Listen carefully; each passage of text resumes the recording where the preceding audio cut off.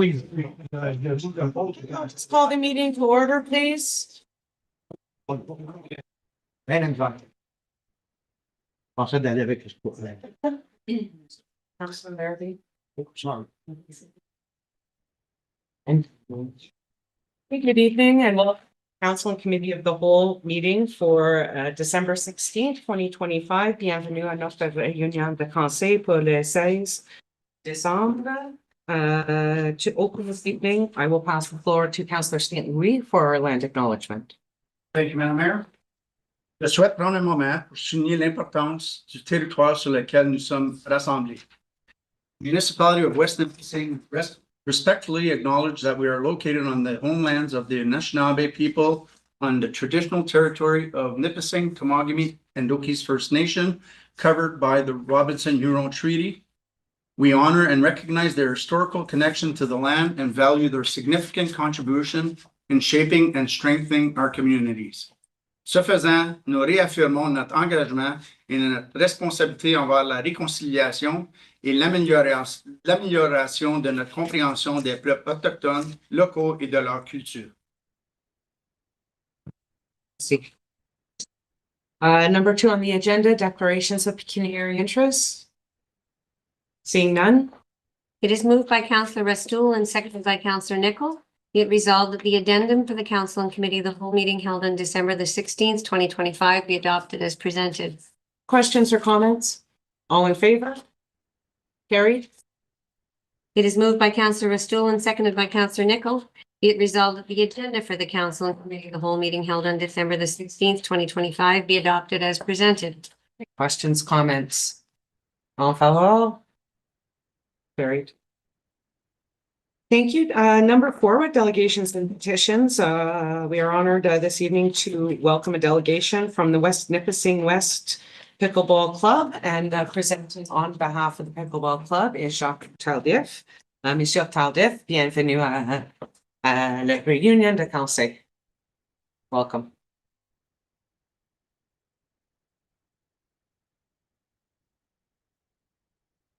Hi, good evening, Madam Mayor, councillors. My name is, you introduced me as Jacques Tardif. I'm the president of the West Nipissing Pickleball Club. And I'm here today because I'd like to talk about my move from Toronto to Sturgeon Falls and how I got involved into the pickleball in this area.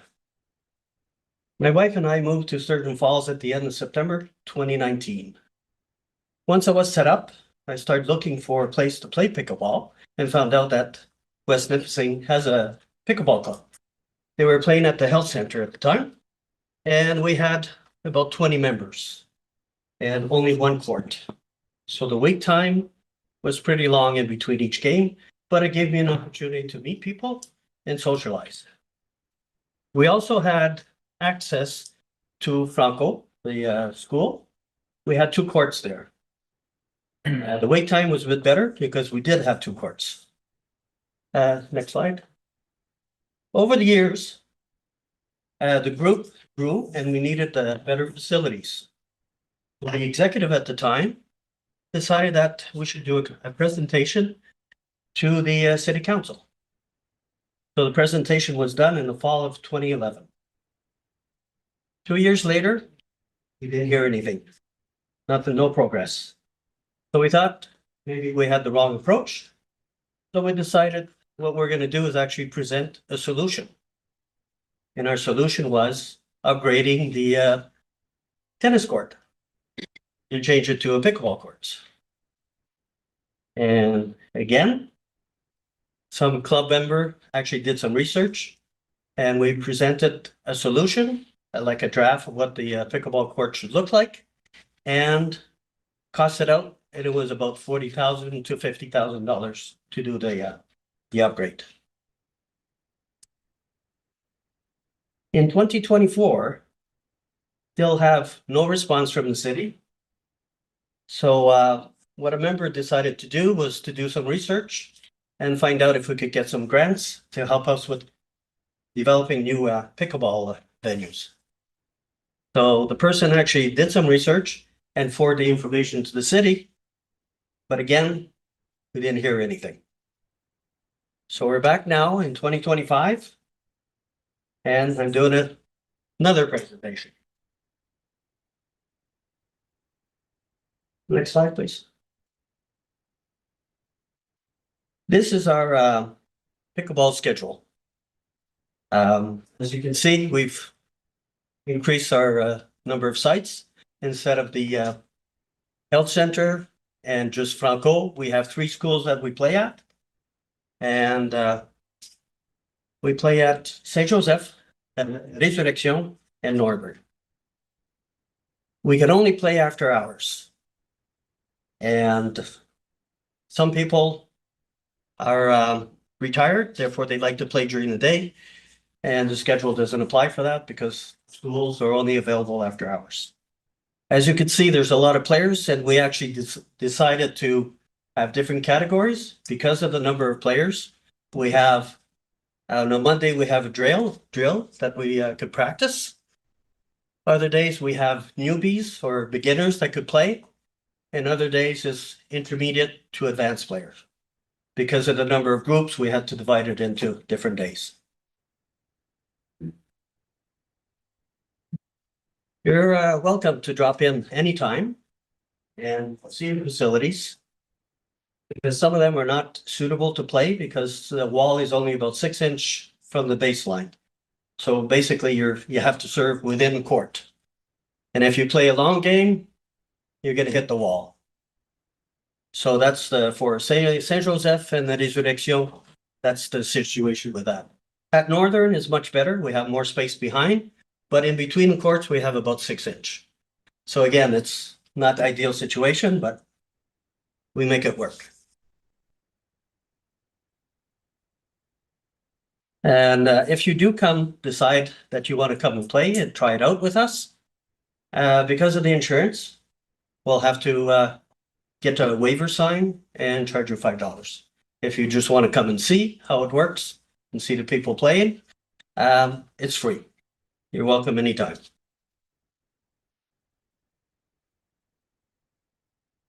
Like I say, the schedule is suitable for members that are working because this is all at night. But the people that are retired don't have a place to play during the day. So that's what we're looking for, is more indoor facilities.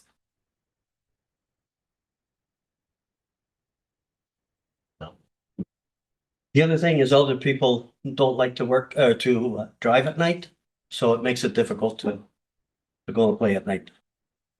Tennis court in the summer, weather permitting, they're in bad shape. It serves the purpose. We have fun. We play almost every day in the summer and till the late fall. We have courts that have grass growing. There's puddles when it rains, and there's a lot of cracks in grass, basically. So the wind, because there's no wind barrier, when it's a windy day, it's very difficult to play, almost impossible. On a rainy day, well, they don't have anywhere else to go. In the summer, the city provided access to Sturgeon Fall Arena. This program, I think, is well accepted by the group. We enjoy that. It actually meets our requirements. We have 5 courts at the most, but it worked well, and then the hours are pretty good. So this fall, though, we had an issue with the construction on Ethel. Ethel's the pickleball court or the tennis court were actually closed, and we can't play anymore there. Unfortunately, the city did not give us any alternative or anywhere else to play. So we decided we'll go to Field, because I was told Field has pickleball courts. So we've been going to Field, and in Field, it's really it's a hockey arena with 2 pickleball courts. And since we don't have access to the lighting system, it was very hard to play there. It's a nice facility because we've got the windbreaker and everything, but just that we have problems, no light. Next slide, please. In the last few weeks, I went around the city and find out what did the recreational department build. And as you can see, this is a field. I was told this is pickleball courts. but it's really a rink with 2 courts that were put in afterwards. There was apparently fundraising and government grants and the city that paid for that facility. Next one. The city also built 2 outdoor rinks in Cache Bay. It's a gravel foundation, so basically cannot be used for anything in the summer. And in the winter, well, making the ice an issue. And the rinks are only used maybe 2 or 3 months out of the year. January, maybe February.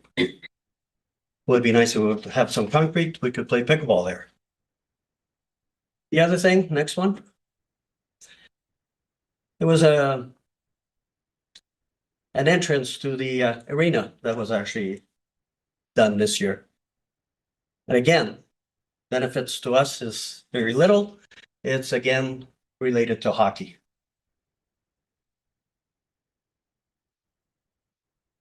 What other municipalities are doing? Next one, please. In the last 2 years, I spent some time camping and going around in Ontario. And I played in several communities. And I found out that other communities have invested a lot into the pickleball.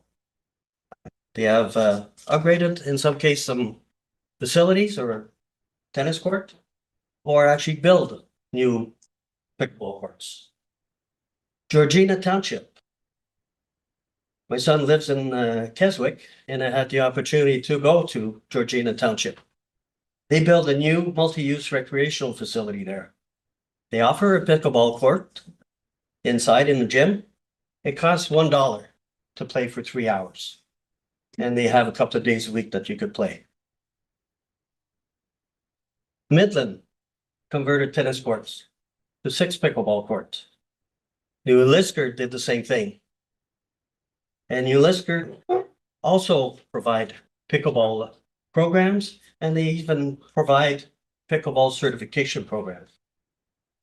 Colbay is another one that's also did some pickleball courts. They're close by here. They have 4 or 6, I'm not sure, but anyway. Many small and big communities have invested in pickleball building or new upgrades to tennis courts. As you can see, municipalities are actively engaging with local pickleball clubs by supporting them. And it is a growing sport. So that's why a lot of communities are doing that. We started a few years ago with about 20 members. We're now 100 and we're growing. Every Monday, we have classes to teach new pickleball at the health center. It is very popular. A lot of young people and older people are actually registered to do that. We also have on a Friday at the health center, a drill or enhancing your skills on a Friday also. We have some members going to North Bay, especially in the winter, because we don't have suitable facilities here. And so we're spending our money in North Bay instead of supporting the local community. Next one, please. Today, I'd like to offer the club's help in getting a program to meet the city or the club's objective. This project is not about innovation or breaking new ground. This is about catching up to what other municipalities have done with pickleball. We have many examples online. What we have to do is actually find out which model suits the West Nipissing and build on that. One more thing is that I think we need to think about the future. The Sturgeon Falls Recreational Center is about 30 years old. And I read an article recently, it's dated October 3rd, 2024, that the city is looking at upgrading the rec center, and they're looking at government grants to do that. We would like to participate in that and to help you develop whatever program there is for pickleball. That's it. Thank you for allowing me to present. And I hope we could work together. Looking forward to working together. Thank you. Thank you very much, Mr. Evans.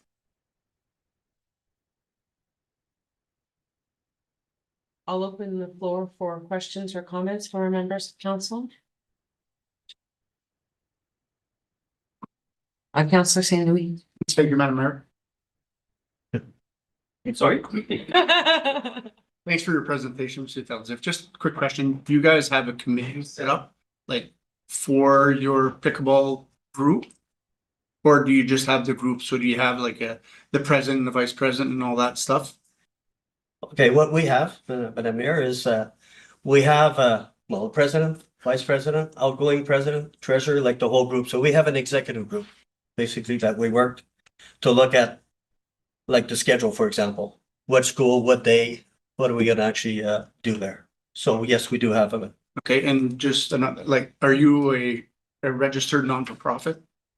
We're not registered. Okay, Basically, it is a nonprofit because our fees are to pay for pickleballs Sure. or nets or whatever equipment we need.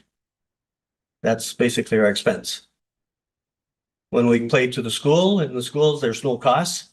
We're covered as long as we're registered with Pickleball Canada. We have an insurance to play there. thank you. No questions or comments? Councillor Larrabee, please. Thank you, Madam Mayor. So this is a growing sport. I remember years ago when Monsieur Canal came and made same pitch. So your ask now would be to fix the tennis courts. That's one of them, but One of the asks. we're looking at different projects. We'll work with the city on finding out what the best solution is. Yes. No, you do have my support on this because we're always looking to do sports for children, younger age. We have nothing for our age. This is good, keeps people in shape. I'm all for it. Thank you. Great. Just one more thing while we're talking about that is while we're in the schools, for example, Northern, we do find pickleballs behind the rafters sometime. So they do have some pickleball course in the schools too. So it is starting in the high schools. So it's not just us promoting that. Okay, Councillor Pellerin. Thank you, Madam Mayor. Could you speak a little bit about when we play in Werner? How it started, where it's going? Well, Verder, we don't have any news on what's happening there. We played there for 2 winters. One winter, we were actually renting a hall. And the second winter was a city program. But I don't know what, other than that, this year we tried, but we still don't have concrete answer when to start or what's gonna happen. I believe it's an insurance issue, but I know we were asked to rent, but I don't think we want to get into the rental. The last experience we had with rental didn't turn out too good. Thank you. Other questions, comments? Councillor Farage. Thank you, Madam Mayor. I just wanted, maybe I missed it in your presentation. Did you say how many members you have in the club? At this point, we have a little over 100. 100, okay. And we started, like I say, about 5-6 years ago, it was about 20. And it's growing because we're teaching people. We have teaching on Mondays and skill drives on Friday. And we also have new skills on the Monday. So it is growing. And that's why we had to divide the groups into beginners, intermediate, and advanced. Because we can't play all at once. There's not enough courts. Anybody else? Councillor Robart. Thank you, through you, Madam Mayor.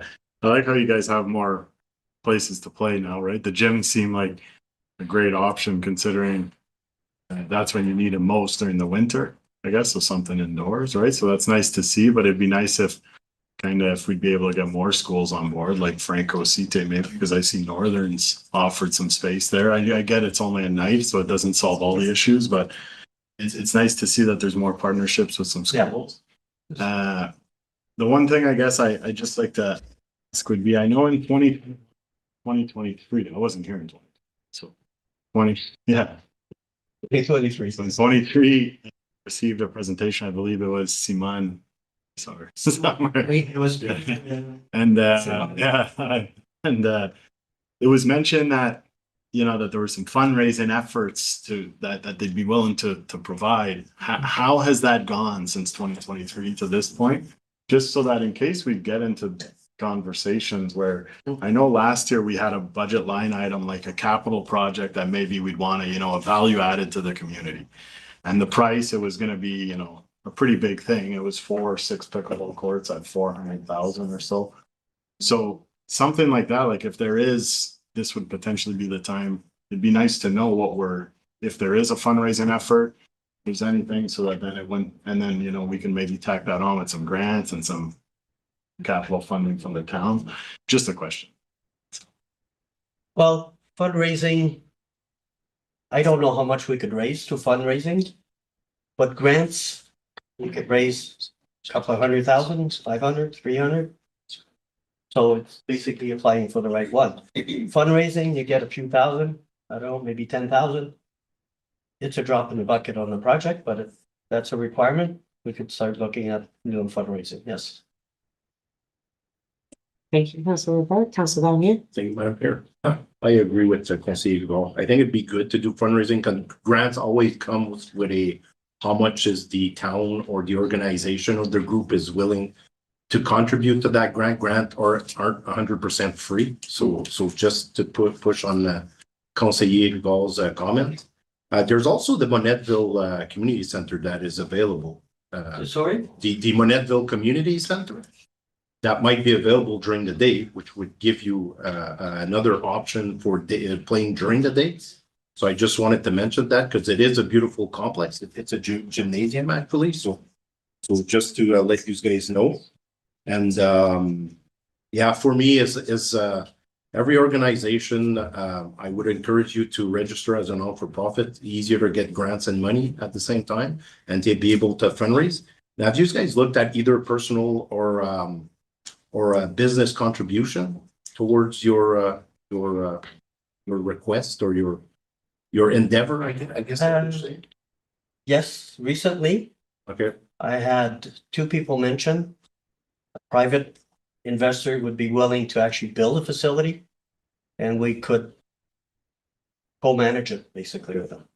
Okay. So that would be building something instead of using a city building, we would have an external or an investor actually be looking at that. Okay. I did not approach the person, but I was told you're serious to do that. Okay. Thank you, Madam Mayor. Thank you very much. Others? Councilor Restool. Through you, Madam Mayor, thank you very much for the presentation. I concur with comments around the table. I think it's important when we're looking at expanding, services and places for all of our community residents to play. We focus a lot on youth, and that's great. But this is definitely an emerging sport or activity that's come within the last number of years.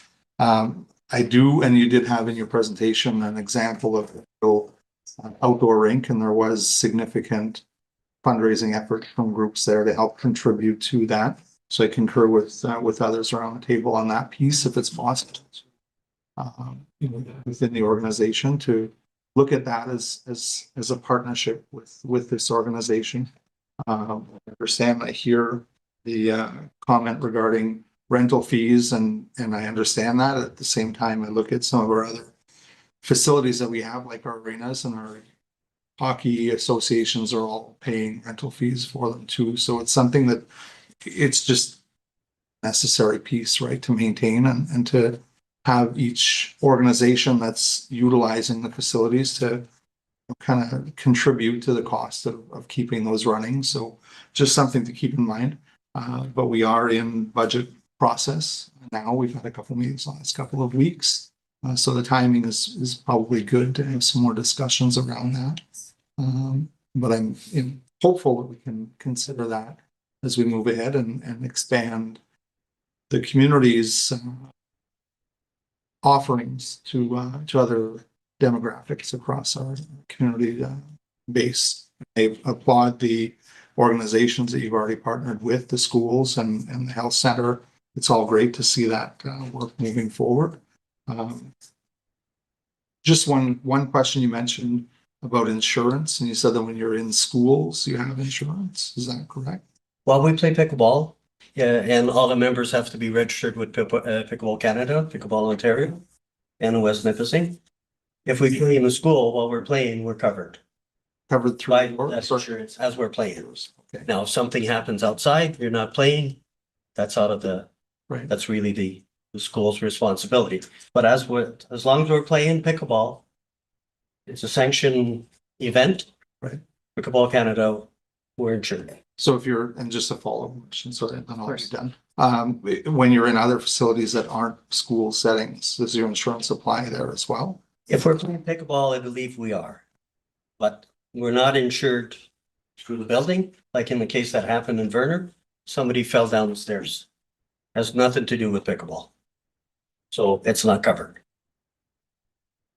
Thank you for the And I'm presentation. not sure, the other thing is, at that point, we were renting. Right.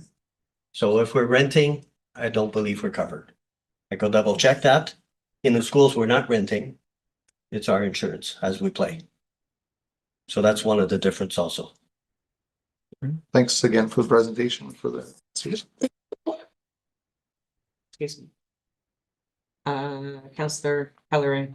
Thank you, Madam Mayor. Moi, je voudrais juste amener sur le parler de la lettre de Madame Roberge. Je m'excuse, monsieur. Ça, je ne l'ai pas vu encore. Tardif, ouais. Madame Roberge, elle focus plus sur l'Arena Verner. Puis, c'est une très bonne place en haut dans la salle à Verner. C'est une très bonne place à jouer. Il y a 3 courts. Ça nous déstocke. Ça, c'est une place qu'on peut jouer dans le jour. L'année passée, on avait 3 jours. Lundi matin, mercredi matin, puis vendredi, de 9h à midi. So, qu'est-ce que j'aimerais? J'aimerais ça que dans les next few days, qu'on pourrait s'asseoir avec M. Poulard, peut-être M. Poulain, essayer de remettre ça en track, que les personnes peuvent jouer. Parce que ce qui arrive, il y en a qui sont pas dans le.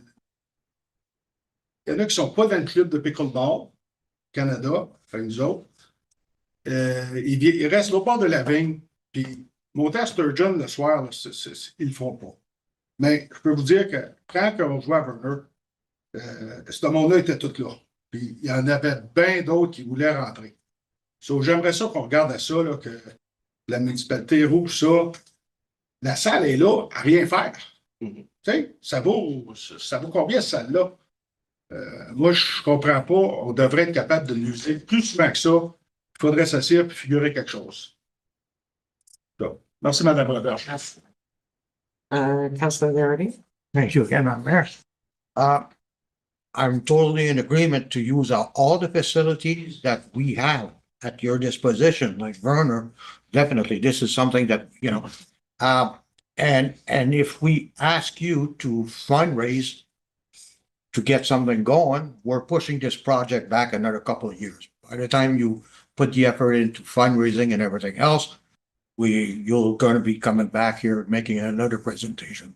So, I think what we have in front of us for this year could be fixing those tennis court with new pavement, whatever it needs, and then we're moving forward with. Because if we're waiting for fundraising, and it's kind of hard for me to agree for you to go out and do fundraising because, like gray hair, we've done our effort into stuff like that. So it's time that we should benefit from all the hard work we've put through life. So with that said, maybe hopefully this budget, we could put some aside for your pavement. Start somewhere. Yeah. Thank you. Appreciate that. The other thing is even those hockey rinks. If you would have a cement base, we could play in there too. But we can't play in gravel. I don't know which one is the cheapest one, which one's the fastest one, but there's alternatives. Well, depending on the cost.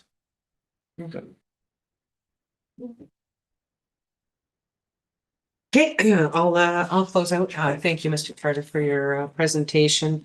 You know, I think several of us around the table have had conversations about pickleball.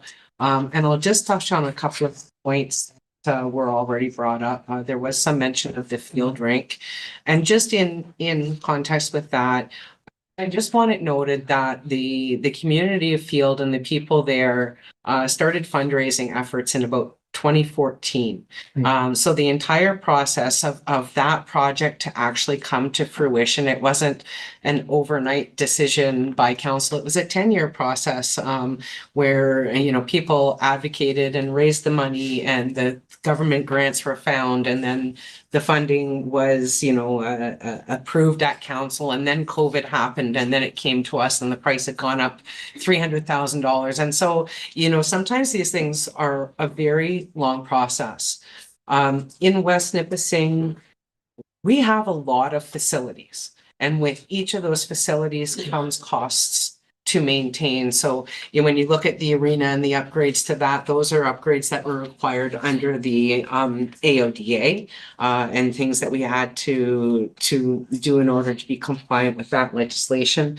And you know, I was looking around and thinking, and the fact is that we do not own any facility currently that is suitable for indoor play, except for the North Manettville Community Center, which is a beautiful gymnasium. It's very equivalent to the CCL. I don't know whether you've explored anything with the community center in Living, which is not owned by the municipality, but it's run by a separate not-for-profit board.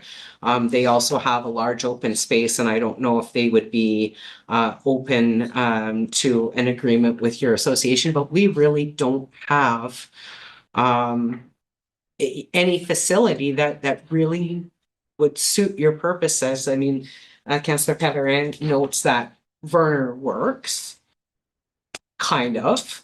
The ceilings are low. I mean, it's not ideal. It's not the space that you would choose to play in if you had other options. But we just, for all of the facilities that we do own, we do not own a good multi-sport gymnasium type facility. And it's unfortunate.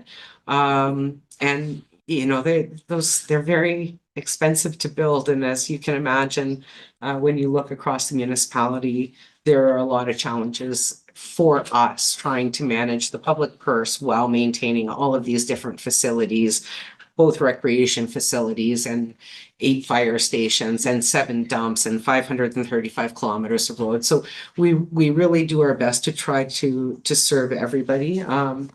And you know, we have developed a little bit of a fund, and it's something that we continue to talk about.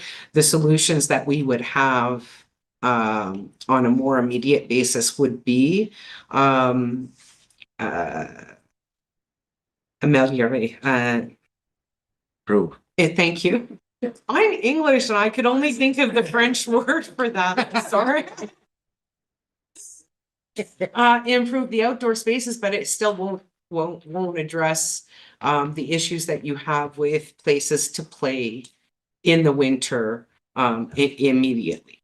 Because those are more long-term plans, and as you can imagine, building new facilities is very expensive, especially when we have so many existing facilities that we have to maintain. So you know, it is a conversation we will continue to have.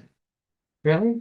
Just something, once you mentioned the indoor facility, sorry, just today, we were looking at, so everyone's aware, we did try to look at that option last year in the budget. Yeah. And it came back to a 9,000 square foot facility was upwards of $5 million. 22,000 square facility, one was a dome, one was a steel building, you know, state of the art, was from $6 to $8 million.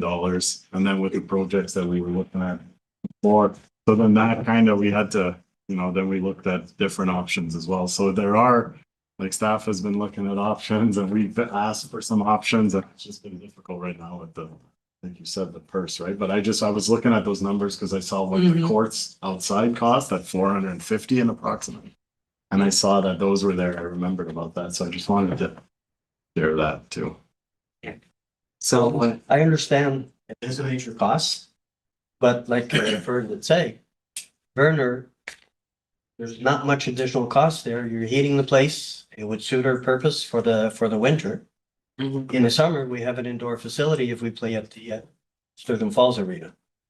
So those are two things that can happen now without any costs. Now, you're also developing or looking at plan. You started in 2023 about a multi-use facility. You've applied for grants. I don't know how that's going, but is it in the next 10 years, 5 years? Yeah, that wasn't actually, I don't believe that, the application that we made in regards to the recreation center wasn't in development of a new multi-use. As you said, that building is quite aged, and there is significant work that needs to be done on the actual pool structure, and a lot of the other existing infrastructure there. And Mr. Prudent can correct me if I'm wrong, but I don't think when we placed that funding application last year, I think we were looking at an $8 million project, but it was literally just to improve what we had, and not, there was no increased capacity within that facility that was being considered under that funding application, unfortunately. Just as an example, we also have to improve the wharf at Minnehaha Bay. That's $4.5 million, and that's something we have to do. So it's all these competing priorities where, I would say somebody could drop $50 million, in the middle of council chambers, and we literally could spend the $50 million tomorrow, without really giving it much thought. But, we do appreciate, your presentation today. And like I say, Councillor Rivard and I continue to have discussions. I know Councillor Rivard, who's our Chair of Community Services, has brought this up on several occasions with staff, and it's just finding the right solutions in the right places. So we'll continue to have this discussion. Thank you very much. Thank you.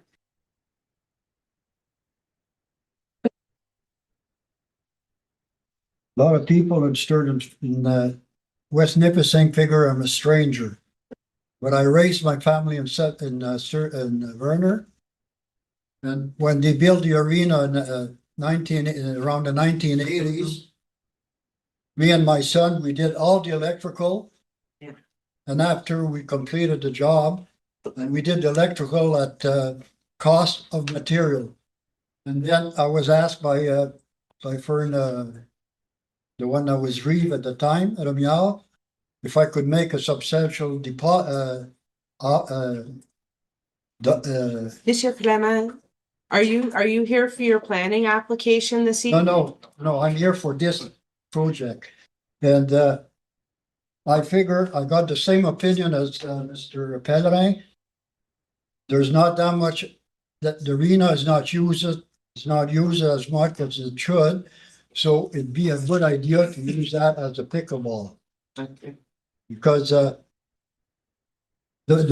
building costs was costly and everything, but we should use it at 100%. Okay, Thank you. Thank you very much. My name is Gil Clement. Oui, bonjour, Monsieur Clement, ça va? Okay, with that, I'll give you all an opportunity to exit, and if you want to stick around, council is fascinating, and you're welcome to stay and watch. Thank you all for coming. Thank you, merci. Wait,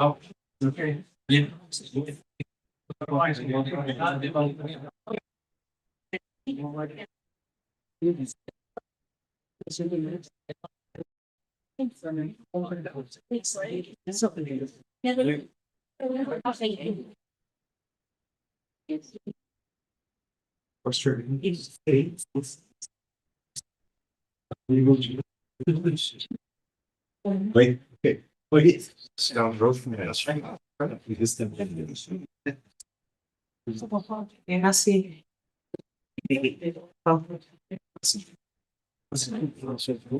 Okay, we'll move on to the next item on the agenda. We have 4.2, petition regarding change of service levels. The petition and information requested in the file. We do receive that.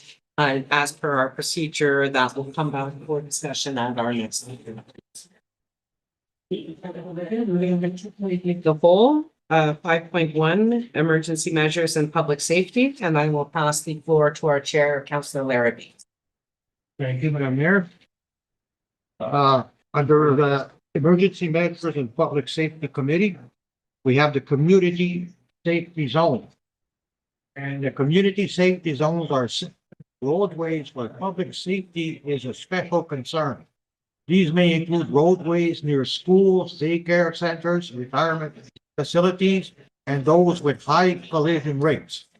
While traffic laws remains the same, fines for moving violations are increased or doubled with these zones.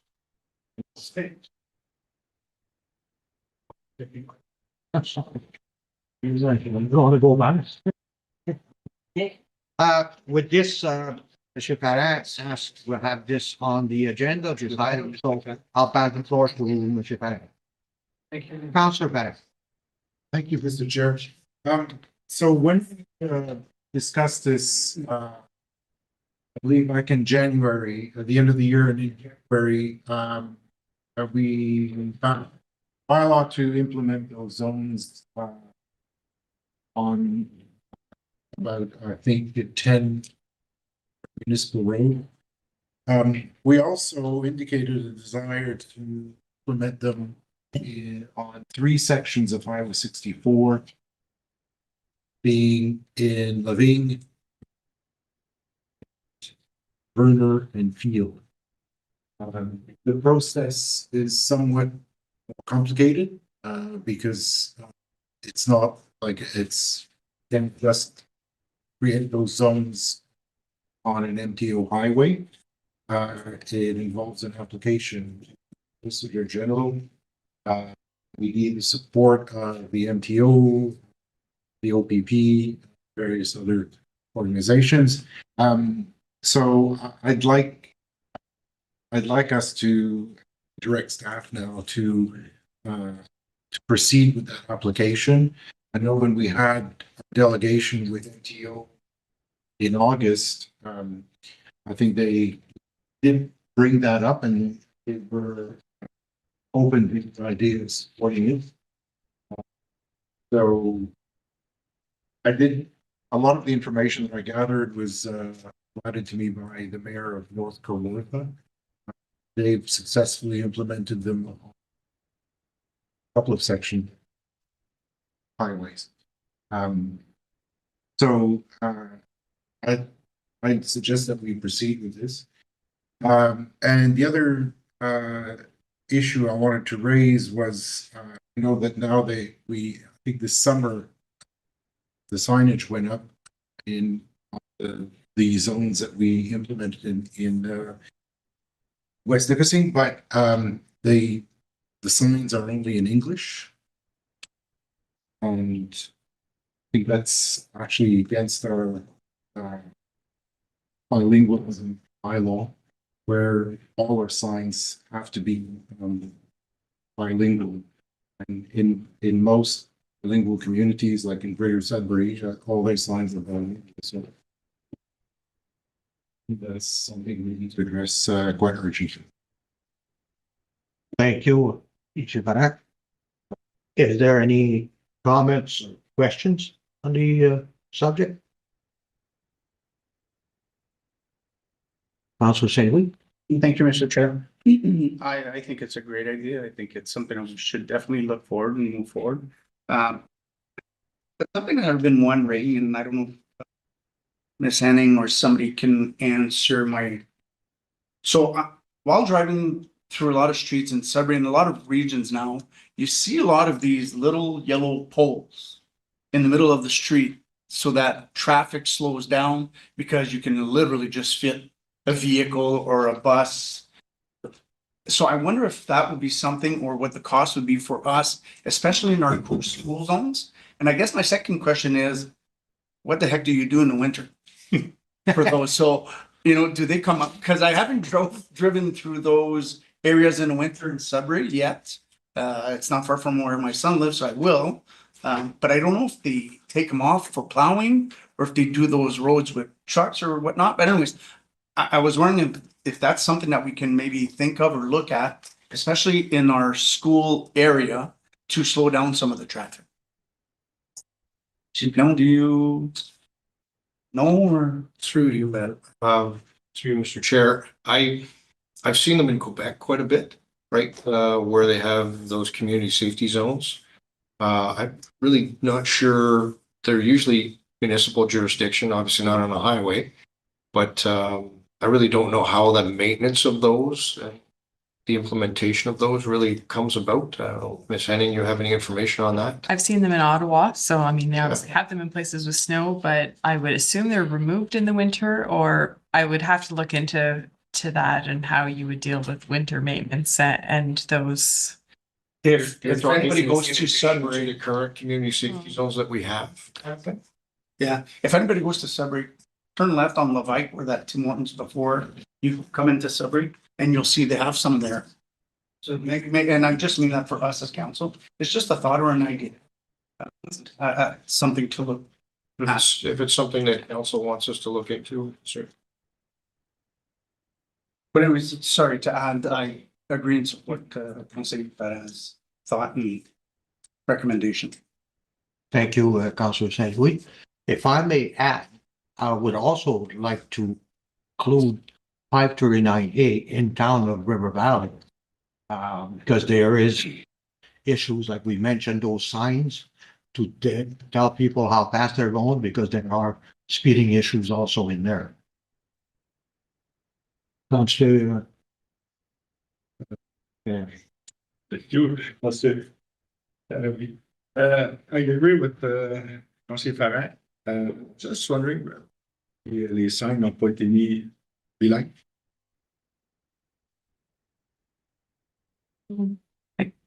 Yeah, so I'll defer to Ms. Henning, and I know there's an explanation for it, so go ahead. So the bilingual signs. So under Book 5, which is what we follow, typically signage in Ontario has all gone to English only signs. Community safety zones, however, I've done some research, and they do follow under an exemption to that if you're in a bilingual area, which we are. So they are one of the signs that we could do as a bilingual sign. And that's certainly something that we can implement if council wishes these signs to be bilingual in our community. Like Sudbury has them bilingual. North Bay is also in the bilingual designation, and they don't have them bilingual.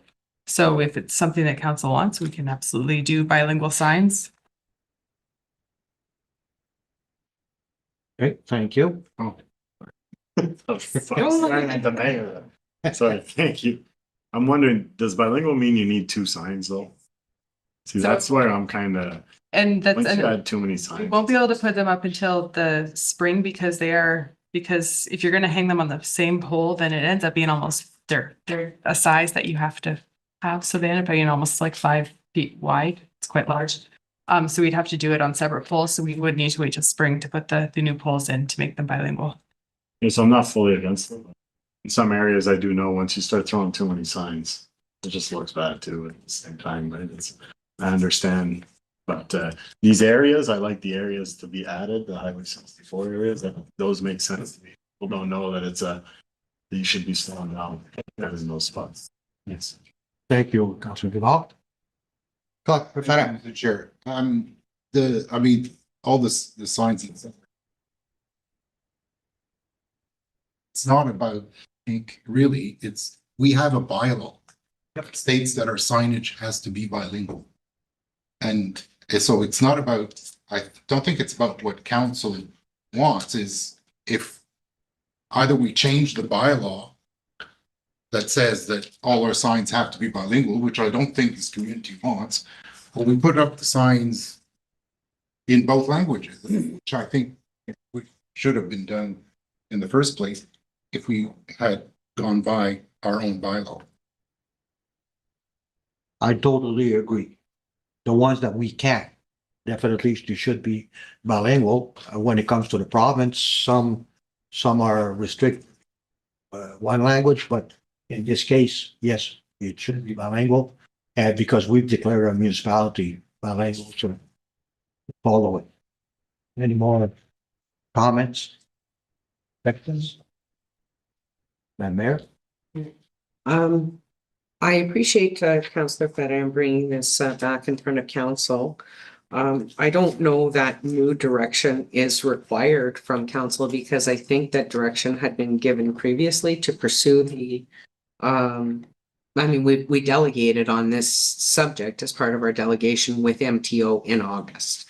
So, you know, this was already something that I think clear direction was given by council last year when this was brought up. It did not include 539 as you just recommended, but the original discussion did cover 64 in Verner, 64 in Living, and 64 through the village of Field. I don't know where the specified location was in Field, like how, like whether it was from the church to the chip stand or, you know, what the actual specified location. But I think that, you know, I would hope that, you know, this is just a nudge that this has already, there was already clear direction.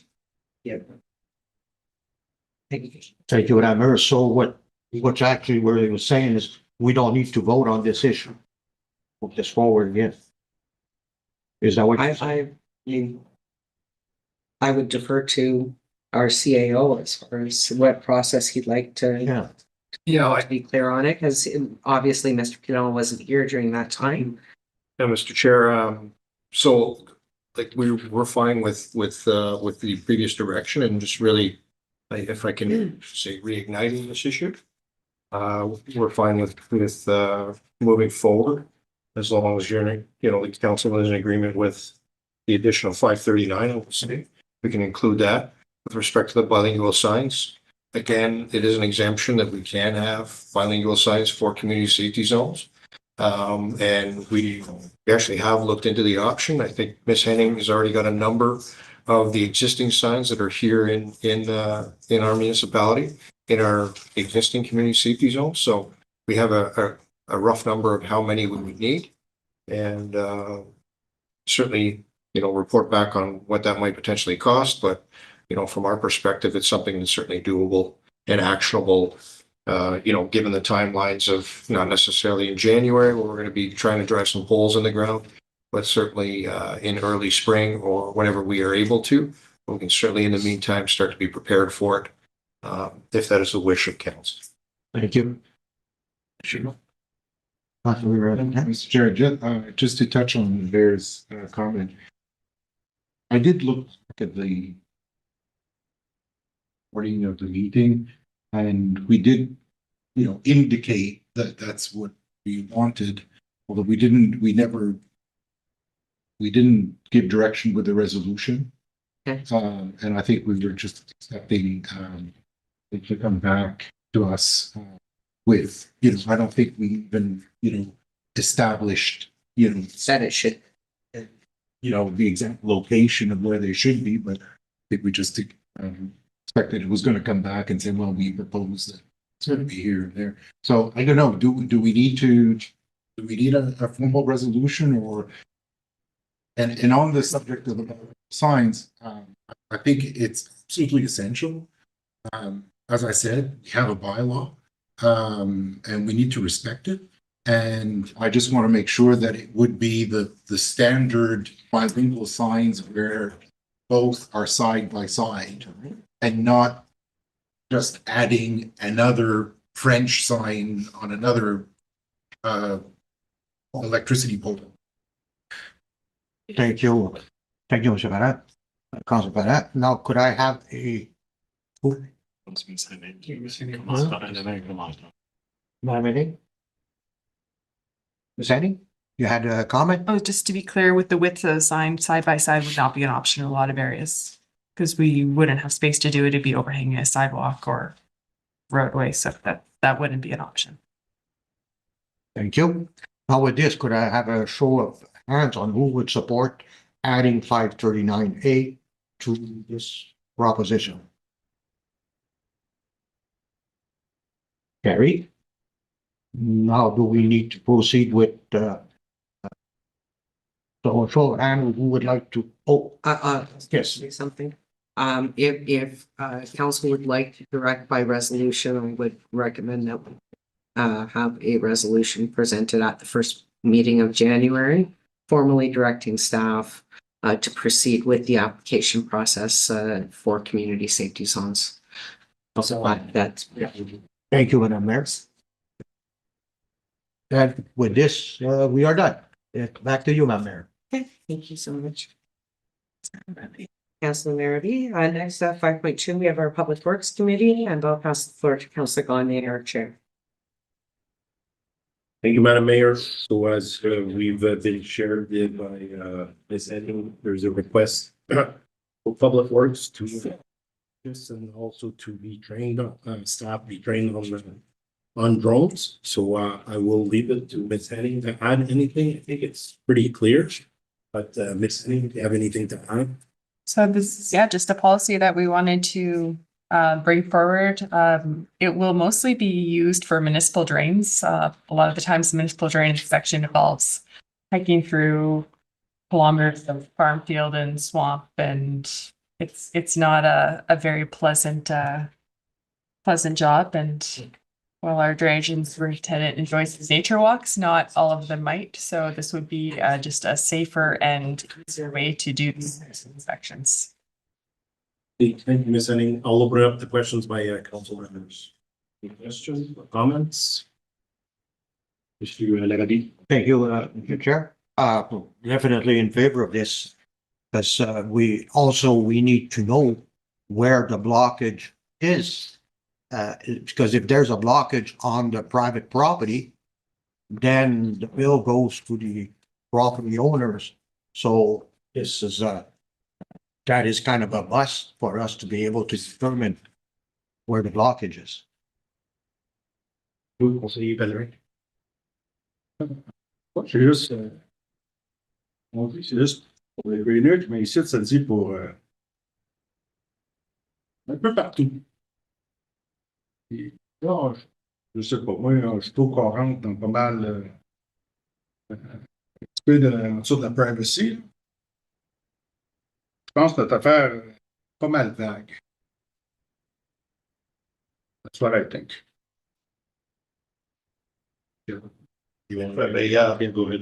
Peut-être tu peux spécifier, monsieur le conseiller, exactement c'est quoi les craintes là, avec les concerns qu'il y a avec la police, la politique. Si j'ai bien vu quelque part, là, ça disait checker les shoreline, flooding issues, shoreline monitoring, cover ditching.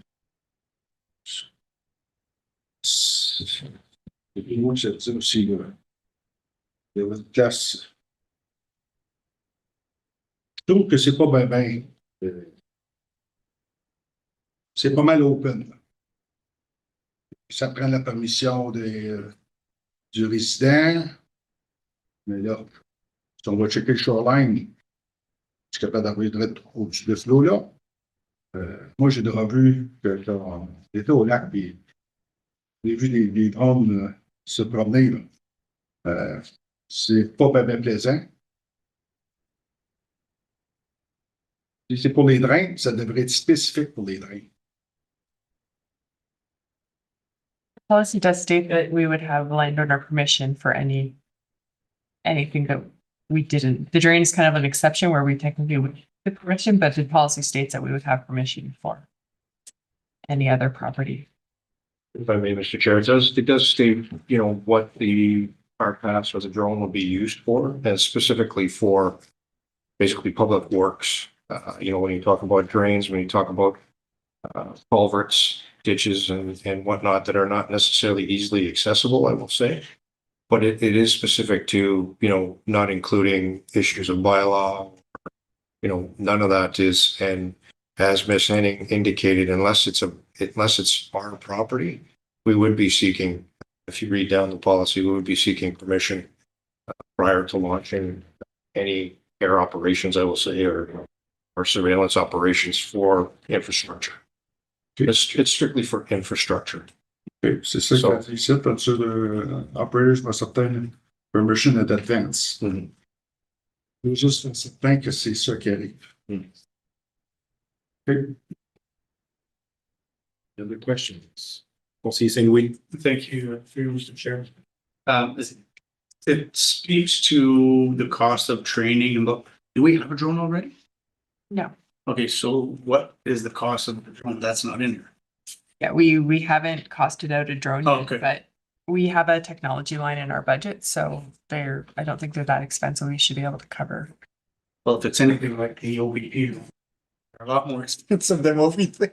I don't know that we're gonna go that fancy. I hope not. They'll have to go into the capital budget.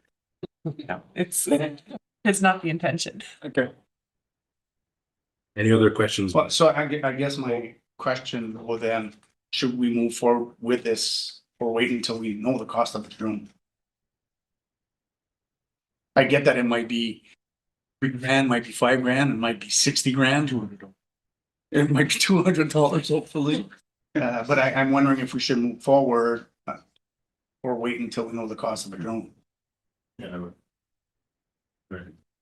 If I may, I think we have a rough idea of what a drone, like the type of drone that we're looking for would cost, and it's certainly not in the range of a $20,000 item, right? And we do have it budgeted in the operating budget Oh, okay. for the coming year. So, I mean, we can certainly report back on options if that's what you want to hear. But, you know, from our perspective, we would be very responsible from, you know, from a procurement side of things on that piece. So I believe the feeling was before we actually invest in a drone, we wanted to have general buy-in from council with respect to an actual policy, and then, you know, then we would look to make that expenditure and bring that into the fold. Yeah, no, that's perfect. If it's already in the operational budget, then 100%. Thank you. Thank you, Conseiller Saint-Louis. Conseiller Resto? Through you, Mr. Chair, just a comment. I think the policy is well written. I think the specifics are in there that we need to see in terms of respecting individual homeowners, property owners, property. And I think we're evolving, right? These are new tools that are available to our staff to make it a lot easier, more efficient when they're out in the field doing work in these areas here. So I think it's a good step forward. Thank you, Conseiller Resto. Any other questions? Madam Mayor? Thank you very much. I think it's, again, it's as Councillor Resto said, a good tool to implement. I know last year, I believe we called in a suspected beaver dam on municipal property that was impacting our property. And I do understand in those cases to actually find the beaver dam. And so for things like that, I think it's really great. In response to Monsieur Pilon, you know, whether or not council needs to be provided options, I would trust staff to pick the correct technology that they need for the implementation. I do have one question. So I'm reading this and maybe I'm just missing it. Is there somewhere in the policy that states that property owner permission would be required? It's in the memo, but I don't. I mean, maybe I'm just missing the specific. It's under pre-flight assessment. Permissions. Okay, thank you. And then my last question would be, if in the course of using a drone for public works purposes, it was discovered something else, whether it's a zoning bylaw infraction or this infraction or that, would anything be done about it? Or do you know what I mean? Like, so. I honestly don't think we would probably even notice, Realize. right? Because we're not familiar with those We're infractions. not. So I can't see a scenario where that would happen. Okay. Okay, thank you. Those are my questions. I can certainly see if we see what we see and we need to action it, and if we're lawfully placed, we have the lawful permissions and we're engaged in that particular activity and they happen to, stumble upon it, that we could, certainly evaluate exactly how we would react to it. I think it's a great tool as well, just to examine our own infrastructure. When I look at, our recreational centers, if we're doing roof evaluations or checking out those particular issues, it's a great tool to have rather than climbing ladders and trekking through the bush and all those pieces. So just want to add that piece. Thank you. I'll see you all. Thank you through you. I think it's great and you can get it for $2,000, something that's really good actually. But my one concern, something that's not touched on, is the keeping of data or files. If there's photos taken or video, I think that should be touched in there, or if I it would believe link it- to another, It's just, in there. oh. Maybe I didn't see Under it. privacy and FIPLA. Yeah, documentation and privacy and It's okay. Yeah. Big regulation. Yeah, that's not good. Okay, I didn't see that part. Right on. Got it. We can meet up and. Any other questions by council? So good. So thanks for setting. I'm always saying, think forward, think towards the future, and this is a project that proves that. So kudos to the public works team and yourself for this initiative. So that's you, Madam Mayor. Thank you. So a resolution to adopt this policy will come back on our next agenda. Thank you. Okay, next we have our Community Services Committee 5.3. Pass the floor to Chair Councillor Rivon. Thank you, Mayor. So we have a heavy community services committee portion of the meeting tonight. We'll start with the Verner Municipal Building. So we got the report that was requested in the past for the work that's required on the Verner Municipal Building. And then I know we had asked a couple times for those different options, and we received 6 options as of right now with some added work that potentially would be the need for the maintenance. I'll open the floor for any comments or questions, unless Ms. Superman would like to add something as a preamble. Just to add, Mr. Chair, that 6 options are not the options. There's more options if council wishes to explore. There's a lot of moving parts there. We have tenants. What we've provided to council is options pertaining to maintaining service. But obviously, there's other options that we could look at, anywhere from selling the building as is where is and letting somebody be the landlord of that building and paying rent for our library services, to looking at shutting down services, removing services we provide in Verner, to also looking at private sector options is shutting down the building and relocating our services to private sector facilities. So 6 options are not the only options. We'll let the discussion happen and take direction from council on how we move this forward. If I may, Mr. Chair, obviously everything comes with a price tag. We've given you all the reports we have on that building since 2016. It's certainly not a new building. It's served its purpose through the school and for us for many years. It's still occupied. And obviously, there's eventually going to need to be some work done on that building to repair, maintain it, and update the building. So I leave it to you, Mr. Chair, to navigate the discussion and the questions. Thank you. Well, you just threw a curveball. There's more options. So the one question, I guess, before we get started, what would be a timeline to know some of these extra options, if you have any idea? Just to know, like, is it a year, is it a few months, so that then would we just kind of refer this back to staff to bring us all the options before we start a discussion? Yes, Mr. Chair, I think that if council has a clear direction for staff on which options they would favor, then we would certainly need to go back and kind of piecemeal the whole thing and come back with some timelines for council as far as when we think we get this work done. Thank you. So open up the floor, so Councilor Bennett. Thank you, Mr. Chair. I think before we start the actual discussion, I just want to make a suggestion. This is a very important issue. We're talking about, potentially millions. This is 250 pages of documentation. Can I suggest that when we have issues like this, that we be given the documents maybe a week in advance or even 2 weeks in advance? It's very difficult. We got the documents on Friday afternoon on a busy weekend of the year, with the middle of budget. So if we could have more notice of these issues and get the documents in advance, it would give us the chance to get, I was not able to give this the attention that and we need more time. This is not like a 3, 4, 5 page memo to look over. Thank you, Councillor Pahat. Councillor Bristol. Mr. Chair, just to your comments there, I understand that we can't do anything in this situation in terms of receiving the documents earlier than we did.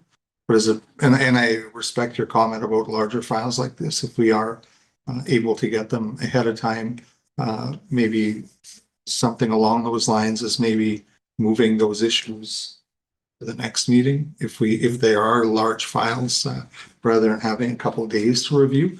So I don't know if it's possible. I know we're just discussing this, but even the discussion is important. I don't know if it's something to consider about deferring this to our next meeting to give everyone more time to have a look at this and move forward. I know we're in budget, but these are significant, so I don't know how much it's really going to impact the time being. But if we could look at maybe our first meeting in January, give everybody around the table more time to, digest all this info and come back with some meaningful discussions on it. Yeah, I understand what Councillor Pahat, Councillor Bristol, and I heard Rolly, or Councillor and Councillor Pellerin mentioned that as well, so it looks like that would be an option. One thing though, I would like to see if we can already like if there's these other options other than the arena and the building, could we maybe direct staff to look at that private sector stuff as well in the meantime, right? So that then gets the ball rolling in case there's a timeline. Like, I'm not too sure how many options there are, but I heard private sector or, those other options that were mentioned. And I believe that we should receive all sorts of options instead of, either building on the arena or fixing the burner holes. Just a note on procedure. According to the procedural bylaw, community services is dealt with only on the second meeting of every month. So for that, it would go Second meeting. to the second meeting in January.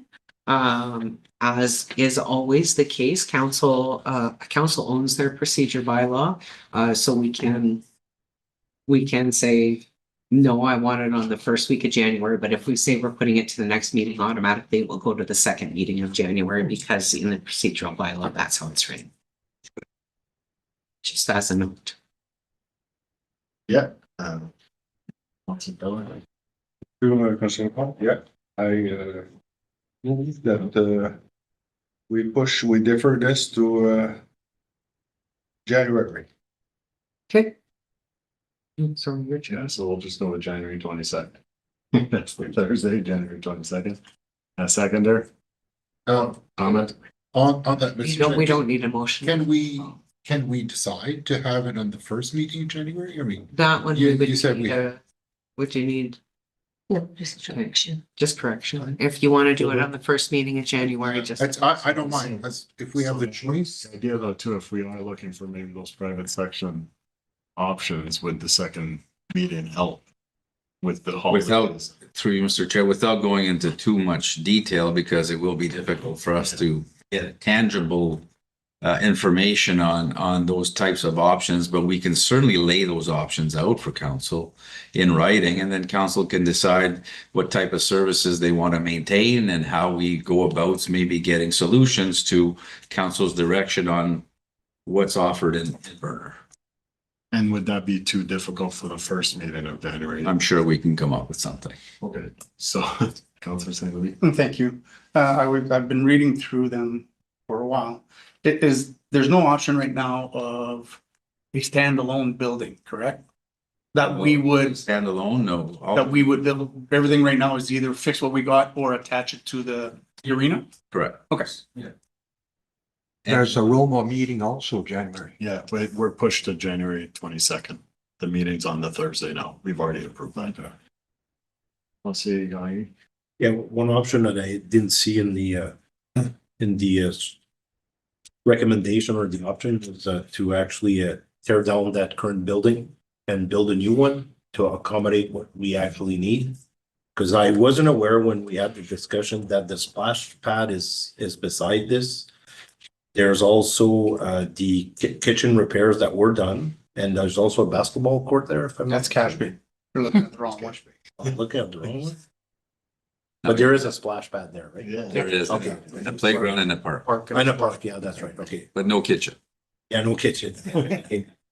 So, and I'd like to see what we need actually like I know you mentioned Omafra, do we need to still house them or can they actually look for other space and can we, like, it'd be nice to build a building that's gonna suit the municipality that we need.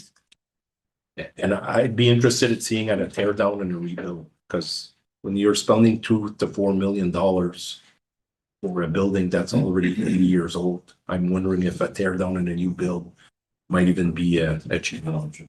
That's my only comment. Thank you. Madam Mayor. Thank you. I do agree with holding the bulk of the discussion at a later time because there is a lot of information. Just to clarify, so we're coming back with good information for option 3 and option 5, which are additions to the arena at 3,000 and 5,200 square feet respectively. Would similar prices, would prices hold similar for a standalone building of the same size, or is there kind of a shared infrastructure with an addition that you get cost savings from? Is my question clear? Because I feel like I went around in circles There, however, it's difficult for me to answer whether there would be savings or not. Just the demo alone on a building will be costly, right? And then we have to look at also maintaining our splash pad and our playground. So, and then a new build, I know I have industry rates that we get from our consultant, our architect. Example, it can range anywhere from 600 to 1,200 square feet for a new build. So depending on the type of structure we build, the type of design we have, as an example, our most recent construction was a heat attachment at 17,000 square feet. It was built during COVID, I guess, with COVID inflation included, and it cost us roughly just under 11 million, I believe, when you add soft costs and even including the purchase of the land, if I'm not mistaken. 9.5 for the construction, including the soft costs. So, including the soft costs. Yeah. Okay. So we're just a little under 10 million, obviously, from when we built the OPP station to now. There's probably inflation added to that, but again, it's a difficult one to state, but we can certainly continue working with our consultants. They provided us with a lot of information and come back with more options, and then council can kind of direct us to look at which option would suit our needs the best. Thank you. So, yeah, from what I'm kind of gathering is we're all kind of in favor of seeing a few more options. So I'll just make sure I'll ask again, because now we've heard of some more options. Would the first meeting in January be sufficient, or do you believe the second meeting would make more sense? Just so that we're not kind of, there is a holiday season. Yeah. And we also have to read 250 pages during the holiday season. I don't know, that might be difficult. Bedtime stories. Yeah. I'll fall asleep on my kid. Sure. Also, if I may add, when tore down the gym, we housed all what was offered in that building. We housed it in Vernon under different roofs. But that's another option too then. could be looking at. Not sure I'm following, Counselor. Believe. Well, Mafra was in the gymnasium space that tore down, and we rebuilt a new office space for them in what used to be our municipal admin office in Burner. But when we evicted everyone from that building, when we tore down the gym, we found space throughout the community of Vernon. So the library, through you, Mr. Chair, the library was housed at the Knight of Columbus. Columbus building for a period of time, correct? We had looked at that time at a permanent private sector solution for vacant space in one of the commercial buildings in Vernon. Unfortunately, that didn't pan out. But it's options we can explore further. And Mr. Chair, can I just add, the document provided was pertaining to a request from council to have everything, and we provided you with everything since 2016, when we did discover some of the structural issues at that building. So a lot of the information that was sent to you is very technical. It's their engineering reports. They're reports that generally must be made to understand the makeup and the issues with the building. And then that's when the consultant look at, when they provide us with quotes, they go by what the scope of work or the issues that we were dealing with from a technical standpoint, structurally. So those are very technical, but if council wants to read through them, if you have questions as you're reading, we can help answer those. However, they are very technical, and that this is the foundation of the information that our architects use when they recommend, if we are going to renovate the building, this is what needs to be done. They add the AODA component to it. And those are the numbers provided to us by our experts. Thank you very much. So I'll just go by a show of hands. Well, I guess we'll just defer it. We're in a second there, Madam Mayor, you mentioned to defer. What's that? I don't need to move. We're in a second there to defer. Second meeting. So just a show of hands to defer to the second meeting agenda, I'd say, to give enough. So we'll move on to the Cat Bay Community Center. This was a request made by Councillor Stanley to seek information regarding the Cat Bay Community Center. He had received report there. Here. And I'll open up the floor to any questions and comments.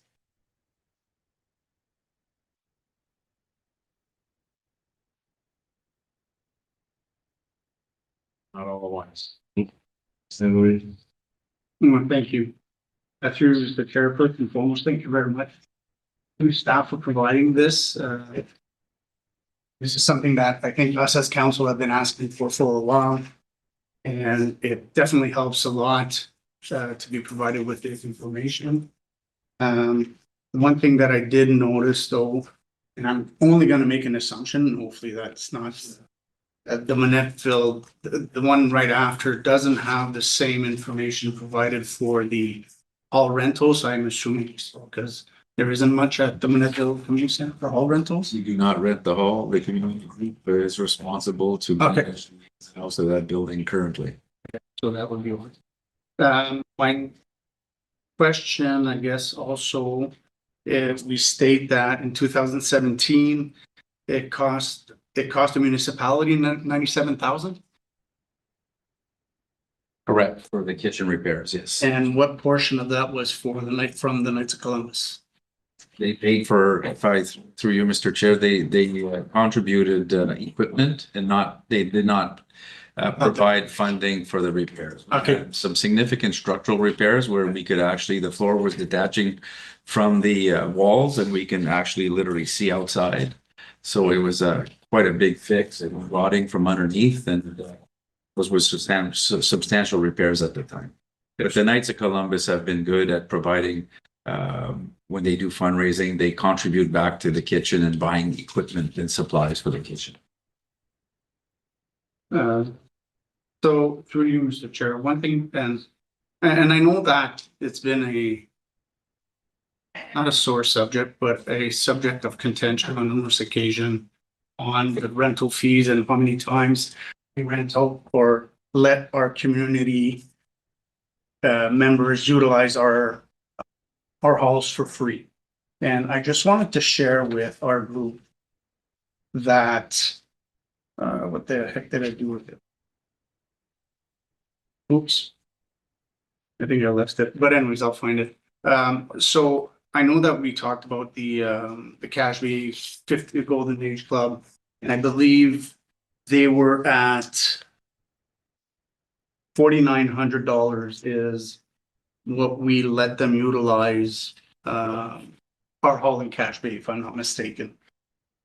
The one thing that I want to make sure that we understand also as a council is, although that we provide them the opportunity to utilize our halls for $4,900, they also put back into our community over $35,000 over the last year.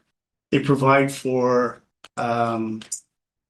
school grants. They provide food for our schools for their luncheon and the breakfasts. They provide funds for the Chateau. They provide funds to the Santa Claus telethon. They provide funds to the food bank.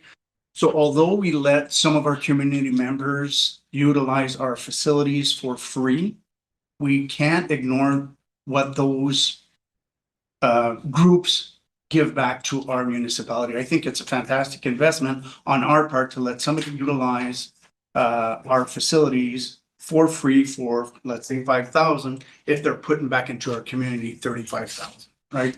And it's not just them, but it's the same that goes for whether it's the food bank that we pay their rent and how much do they put into our community. There's a lot of members or a lot of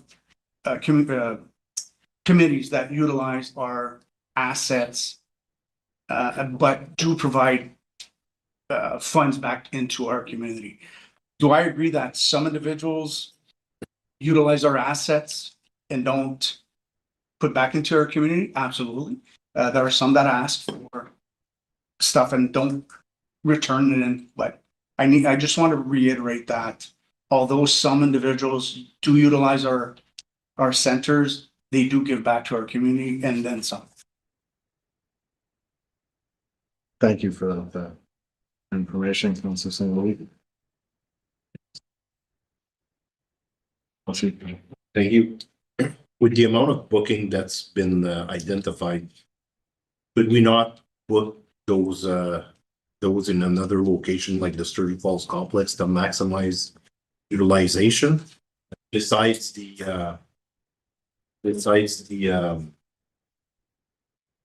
post office?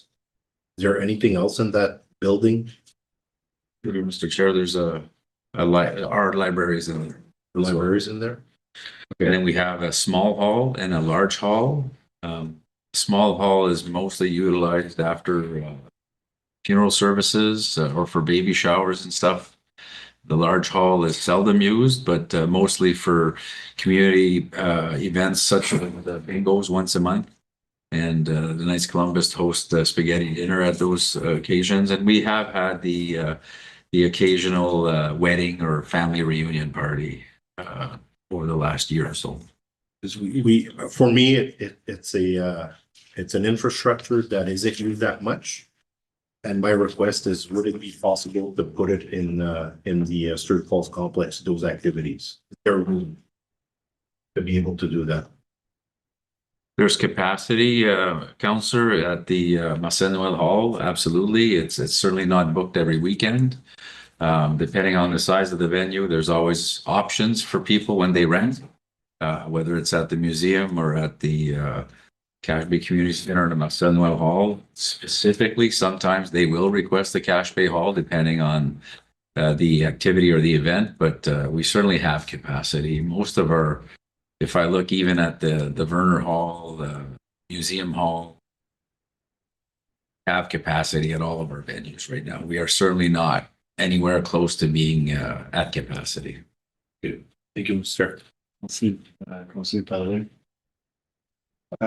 Je comprends que le building comme Cache Bay, comme à d'autres places, on fait pas d'argent, ça fait pas d'argent.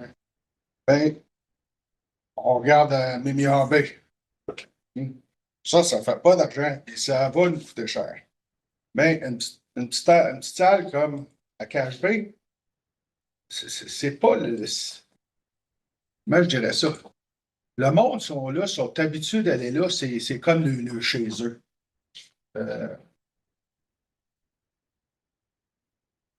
C'est comme un burger. C'est pareil. Le monde, il dit, ah, le tout nouveau Sturgeon.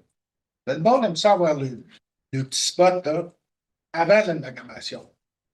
Puis, comme on a parlé l'autre jour, comme conseiller Resto l'a dit, ben, c'est bon pour le monde qui va prendre une marche à Mini-AB, puis c'est ça. C'est correct, oui. Mais moi, je dis à quel coût? OK? Mais c'est correct, on va le faire. 4 millions pour quelque chose.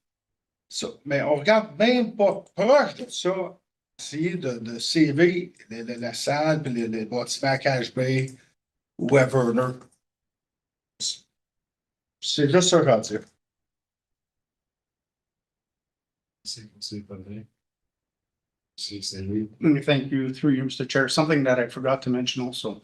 So, and I was looking at the bookings. I think what we, through you, Mr. Pilon, we might need to look at, when you go on our website, the small hall in Cache Bay has no cost beside it. So I know of 2, maybe 3 over the summer that wanted to rent a small hall in Cache Bay. One of them on their own, they looked, it wasn't there, so they figured we're gonna rent that the Comfort Inn.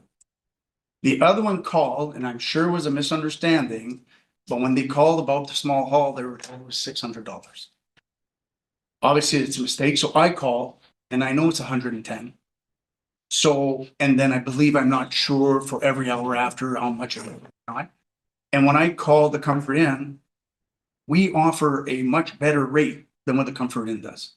So if that can be put on, and I don't know why it's not there, there might be a reason, but if the cost for the small hall in Cache Bay could be added to our website, I think it would be a benefit to individuals willing to rent, even if it's individuals from from Sturgeon or Verner or wherever. I understand what Conseil Gagnon is saying, but the one thing that we need to remember is it's the Cache Bay Community Center.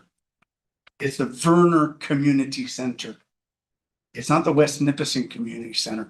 And I guarantee you, with the amount of money that goes into the Golden Age Club, the bingo, if you take a ride on first Sunday of every month and go take a ride there, you will be amazed of the amount of people that attend. The bingo starts at 1, people start lining up at 11:30 to get into that place. And the amount of money that it generates to the Golden Age Club that they put back into our municipality will fall because they will not bring that to the complex in Sturgeon. It's a Cache Bay community event that they've been doing forever and that they love to provide to the community of Cache Bay. But going back, to if it's something that we can look at to add that cost, if it's not there for a reason, that's fine.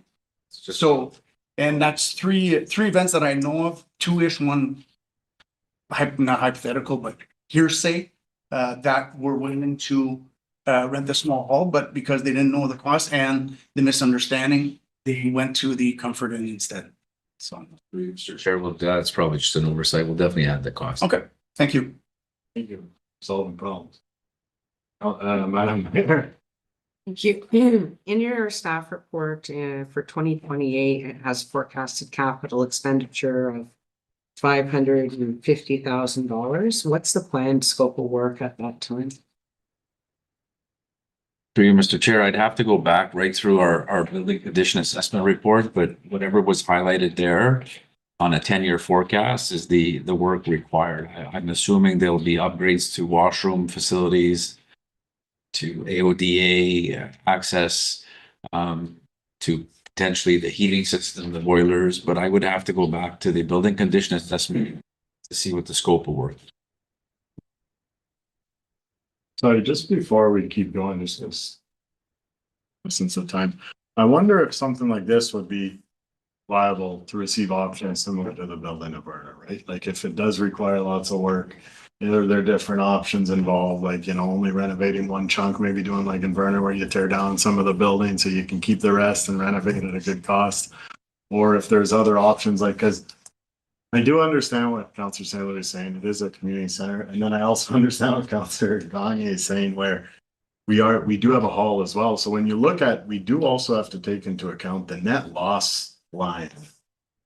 Where, so you are using the hall for free on totally an agreement. Sometimes you gotta use it, let the hall be used for free. But I believe if they still use the hall for free in Sturgeon, they could still put back into the community. And then we're kind of consolidating assets as well. Like, I'm not saying that that's for sure where I'm sitting because I haven't heard all the options or whatnot, but there is that aspect too.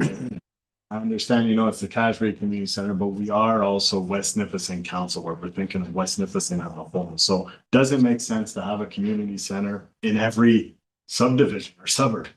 Where then, you know, technically if Cashway has a community center, you could put a community center near the sewage plant, you could put a community center near Evansville, you could put a community center in another area of town. So that's what I'd like to know is what are the options available? Because Cache Bay, when I used to drive from Sturgeon to play at the Cache Bay rink, and then sometimes my Cache Bay buddies would drive to Sturgeon to play at the Sturgeon rink. Like, it's not impossible for these two communities to share services, share facilities, become one instead. Like, I understand there's a strong identity there, and I respect that. But we do also have to start thinking of West Nipissing as a whole, the finances and aging facilities like this with what we do with them. So that's why I would just like to ask council, sorry, if we'd be interested in receiving the options of what this building may require, what kind of options we have similar to Turner. Would that be something that's good? No. Yeah, thank you, Mr. Chair. Absolutely. I mean, from a perspective of, you know, looking at our global assets and really coming back to council with those options, but also with articulation, I think, you know, as much as these reports can articulate, you know, numbers and dollars and cents, I think there's also the opportunity to maybe look at different options to also articulate, okay, would this make sense? You know, is this something that would be supported by council as a whole, supported by the community? And really, you know, from a perspective of, we've been amalgamated, my feeling, and as a CAO, and this is certainly just my opinion and what I see as a new person at the table, is that we've been amalgamated now. We've been post-amalgamation almost 26 years. We continue to kind of operate the same way that we have. And I think we do need to have a look at all different options, whether or not they will create some hardships here or some hard feelings. It's all about coming back to this room and having just a really good, wholesome conversation about this. This is perhaps what we can pivot to. Perhaps there's also opportunities in some of those savings to increase services in specific areas. Where I see, you know, we have small libraries in the outlying communities that are only open very sparingly, that perhaps with reinvestment, we can maybe perhaps look to offer an increase in those services, or perhaps even new services based on perhaps some of the different options. And I know those are difficult conversations to have, but certainly I will continue to take direction from this council with respect to what you like to do. But if that's something that you are interested in, then certainly the staff is more than willing to flesh that out, conduct the research, and come back with those reports or those potential options to consider. Yeah, and just to add on that, just because I know we're big on the timelines now in our council, you know, we'd probably be looking at anywhere from 6 to 12 months at that point before we, unlike the Verner building where a lot of the work has been done, I guess. Like, would that be some sense? Like a 6, 12 month, 18-month timeline to receive actual options for this. Because you would need more building assessments, if you know what I mean. Yeah, I would defer to council with respect to what potential timelines you're looking at and what options you're looking at. Thank you. Sorry, Councilor. Unless it was straight in relation to that, but. Là, tu disais que pour nouveau Cache Bay à Sturgeon, puis le monde font le bénévole pour venir faire ça à Sturgeon. Non, ça n'arrivera pas. C'est pareil à Verner. Le monde qui sont habitués d'aller là, Ils font du bénévole. Si ça change, c'est bien beau. Ça fait 20 ans qu'on est dans le magasin. Mais Burner existe encore. KHB existe encore. Il n'est pas disparu de sa main. So, il y a tellement de monde qui font du volontaire. Je pense que si on met toutes les petites places ensemble, là, je pense qu'il y a bien plus de volontaires qui se fait faire là qu'à Sturgeon Mine. Puis si on commence pas à watcher ça, là, on va tout perdre. Fait que c'est important qu'on garde ces places-là à Cache Bay, à Verner, à Field, à River Valley. Puis une des affaires que j'aimerais rapporter, Lyon n'était pas ici dans ce temps-là, moi j'avais proposé qu'on fasse une crew d'été de 3, 4, 5 gars, puis identifier, puis commencer à faire des réparations sur nos buildings. Ça, c'est pas mon idée, ça, c'est une idée qui vient de quelqu'un qui est dans ce marché-là. Il dit, notre municipalité est rendue assez grosse, là, qu'on devrait avoir une crew. C'est vrai, là, un paquet d'argent, là, incroyable. Parce que nos buildings ont été laissés aller depuis plusieurs années. Bon, ben, c'est le temps de faire une crew, là, puis couper l'arbre, donne ça au contrat. Tu sais, là, on a du monde qui va couper de l'arbre, puis on se promène dans des pick-up de 80 000 $ pour aller couper de l'arbre. Il est temps qu'on soit, je l'ai dit déjà, il est temps qu'on soit tous efficient. C'est mon point. We'll try and keep it to the cash rate hall, but yeah. Sorry, Councilor. But we'll try to move this along too, because we are past break, so. Thank you. Mr. Chair, I like what I heard here tonight about all these communities and what they have to offer. And those are the heart of our community. When you take out something from a small community, you're ripping out the heart. But those are hard decisions to make. We're looking at different project, and every community is going to be hard to let go. But at the end of the day, we're faced with hard decision. Thank you. Madam Manager. Thank you. I have a couple points to make, Catherine, Mr. Chair.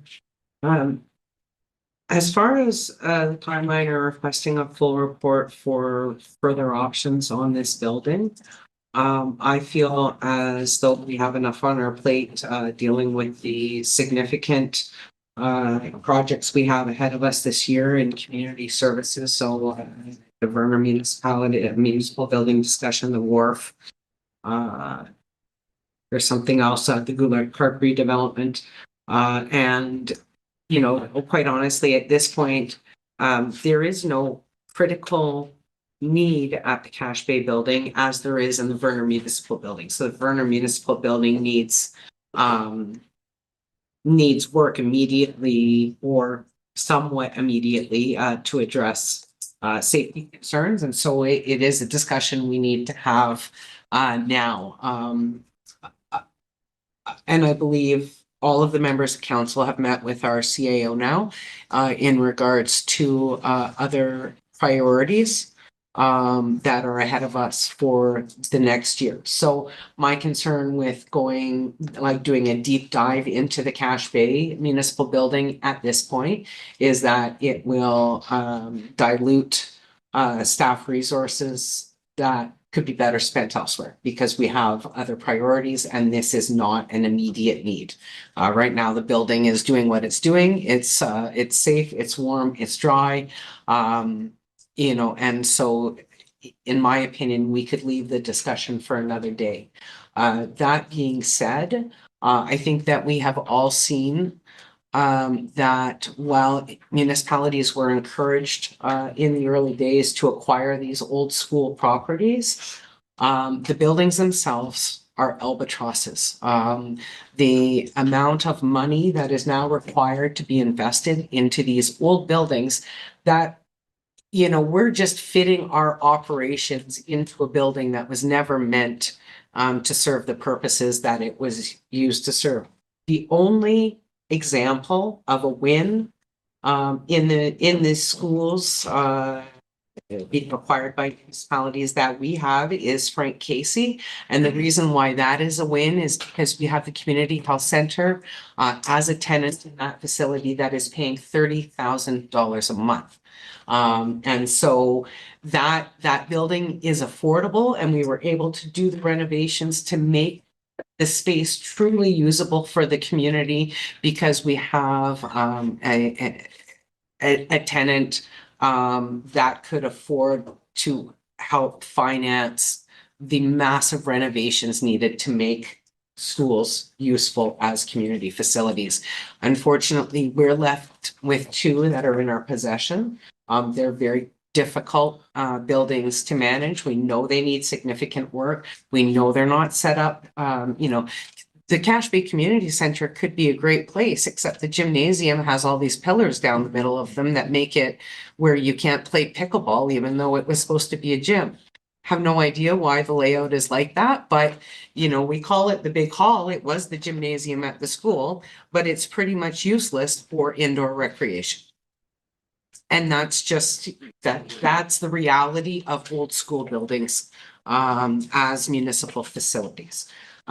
So that being said, I would not be in support of directing staff at this point of any further investigation on the Cache Bay Community Center. I think it does serve the purpose. I think that as it ages, we will need to have the discussion, because it too needs significant work, not as badly as Werner does. But if we wanted to make it a truly usable community space, we would have to put a significant amount of money in it.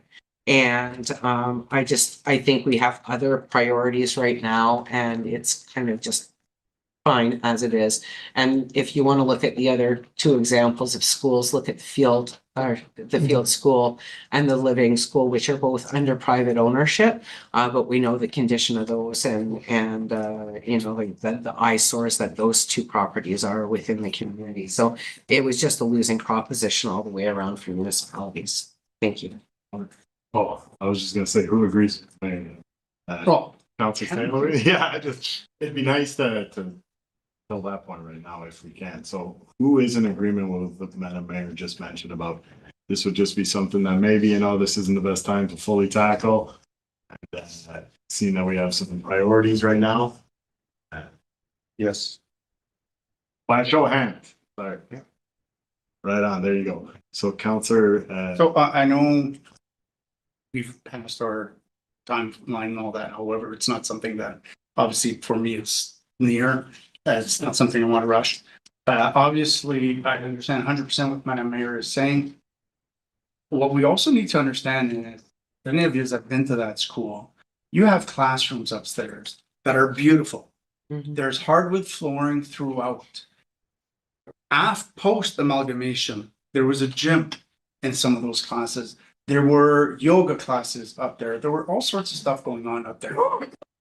So yes, it needs work, significant work, and I agree that to get stuff up there. However, it doesn't mean it's not possible, right? And I'm looking at, so I don't know if you guys remember what I first spoke of. What my ask is at the beginning of this year, we had talked about putting 120 instead of the basketball into the Cache Bay Community Center. We'd rather see that. And I'm looking right now, in 21, there was nothing. 22, there was nothing. 23, there's 104. And if I'm not mistaken, that was the handicap doors, correct? And then 24, nothing. 25, nothing. 26, 27, then 28, 550,000. My point is, if we let our buildings go, of course, they're going to look the way they look, and they're going to end up where we need to put $1 million, $2 million. However, if we dedicate 120,000, like we said at the beginning of this year, into the building, or 200, or a little bit year after year after year, then we'll maintain those buildings and they'll benefit us. And if we fix those rooms upstairs, then who knows? We might have a family doctor that decides to rent one of those rooms upstairs for the Cache Bay community. We'd have to put an elevator for the elders there. I know. However, they are there. there's a beautiful pool table. I was approached by members of the public. They want to rent the room upstairs where the pool table is once a week. Obviously, I told them no because health and safety. So although there's significant work to be done, what I'm getting at is if it's something that we do little by little, like we said at the beginning in February, to put a little bit into it now, then it won't go to waste. Then we won't need our community members to come to Sturgeon or to go wherever. We'll be able, and we can draw people from Sturgeon into that community building because I'm sure there's some that might want to use the small hall but don't know it's available. And there might be groups in Sturgeon that are looking for small halls that don't know that Casby has a small hall, right? So that's all I wanted to say, that yes, and it's not just Casby. The Vernon one was just the same. I think if we just start ignoring them, that's when they get to the point that they get where we're like, oh my God, we got to put 800,000 into this building, right? So that's all. Thank you. That's great. When you look at me to go for recess, But well, kind of, and crossing the way. so I guess we did get direction for staff to just, not for now, but then maybe we can have another discussion at future date if you'd like to bring it back. Well, I'll just say, I believe that there either has been or will be an agenda request item about a discussion in regards to the reserve from the property sales that will likely come on either the first or second meeting of January, probably second, probably first, because it would be general government. And so if you have specific ideas of things that you think could be done now, like, can we get the upstairs room cleaned out and maybe have them available for community groups if people are interested, or whatever your ideas are, what we could do on a right now basis, that could be part of that discussion, correct? Councilor Zerba? Yeah. Sounds good. And with that, our staff has direction. Councilor St. Louis, thank you. Recess and come back for the third. All. Do I need a mover in a second, or will I do that? Sure. Councilor Resto, Councilor. It's hard to pick, eh? Like you said, it's always those two. It is moved by Councillor Resto and seconded by Councillor Fedant. At approximately 8:23 PM, a motion was tabled for a 10-minute recess.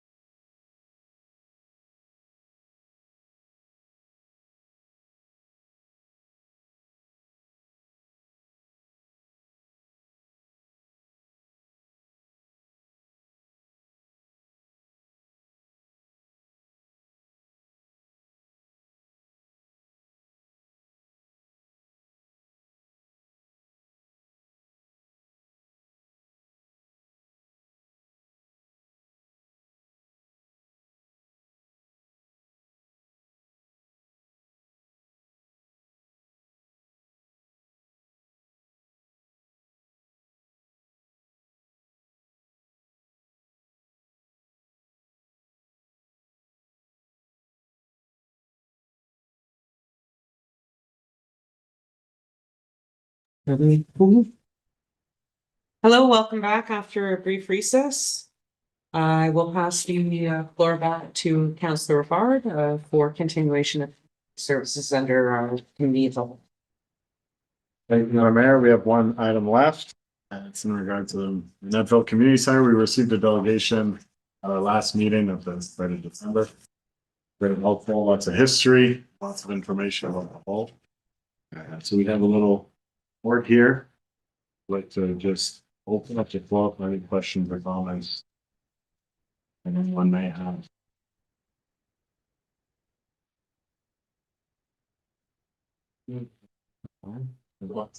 Okay, Madam Mayor. Councilor final. Final answer. Thank you, Mr. Chair. I know that they also are in need of some kitchen upgrades. I was wondering if that's not part of this plan. Is it some? Through you, Mr. Chair, they did identify, Councillor, they did identify some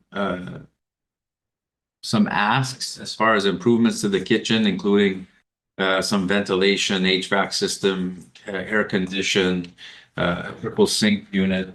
As I stated in my memo, now that they have not-for-profit status, we're recommending the council that we work with the community group to come up with some type of facility use agreement. And in addition, I would propose that to actually go to the site and listen to what they'd like to see in the commercial, in the kitchen, and then potentially cost that out. And it could be an item that comes back to council with some costing and some options. Staff have already begun to look into regulations pertaining to assembly use buildings and what we're required to do for kitchens. We can tell you right now, the way that the kitchen is set up in Monetville, we are certainly legal. It's passed every health unit inspection. Because there's no grease, deep fryers and stuff like that. We're not in need of suppression system right now, but as the committee has asked, and I think we'll pay attention to what they would like to see in the kitchen, is come back with a full detailed report and some costing for council's consideration. I think there's also a lack of a extractor fan. Is that not something that we would need to do in a building like that? As I stated through Mr. Chair, as I stated, the health unit, they've inspected this kitchen regularly, and we've passed every health unit inspection, and so I'd like to think that we're fully compliant, or else they would have raised it. Sure. And I just want to sit down with the committee as well to gain a better understanding of what the kitchen is actually used for and how frequent they are using the kitchen. And we'll dive into that as we discuss our facility user agreement with them as well. Yeah, I could just thank you, Mr. Chair. Time scale for coming back to us on that? I think it's important that we move fairly quickly on that. To give you an idea, I'd have to reach out and see what their availability is, but I'd like to make that a priority early in the new year, because we have been allowing them to manage our facility. And now that they've gotten not-for-profit status, I think it's critical that we get an agreement in place to protect everyone involved. So I will certainly councillor make this a priority in our new year and come back to council as soon as possible. Thank you. Thank you very much for the additional information, Madam Mayor. On the table of, sorry, through you, Mr. Chair. On the table that you've provided, you had some information there regarding AODA upgrades for entrance doors and concrete pad. I thought that was approved at budget last year. So through Mr. Chair, it's one of the projects we scaled back on until we knew grant application information and which project we were going to move forward with. Okay, thank you. Would you like me to know that? What's that? Please. Yeah, oh, sorry. Okay, sorry. I saw you looking. Sorry, Councilor Larrabee. Thank you. Mr. Chair, are you aware with that grant that, the New Horizon, if they still got that, in the books? It was under the Liberals, federal, government. And I managed to get 75,000. It's a maximum of 25,000 a year. I managed to get 75,000 for the upkeep repairs, the River Valley Golden Age Club. So, Are they still? through you, Mr. Chair, I'm not sure if the program still exists. I know that, is that the New Horizons program that we, get funding for field and for, so that's a separate program? Okay, because there's two of our senior centers in the community that have qualified for, annual funding for their operations, and it's the Sturgeon Falls, Golden Age Club and the Field Seniors Club as well. So I thought maybe that was the same one. I'm not 100% sure, Counselor. We can certainly look into the Horizons program to see if it still exists. And if our center would, or the community group that is part of our center in Manettville could qualify for it, that's something we can certainly look into. Thank you.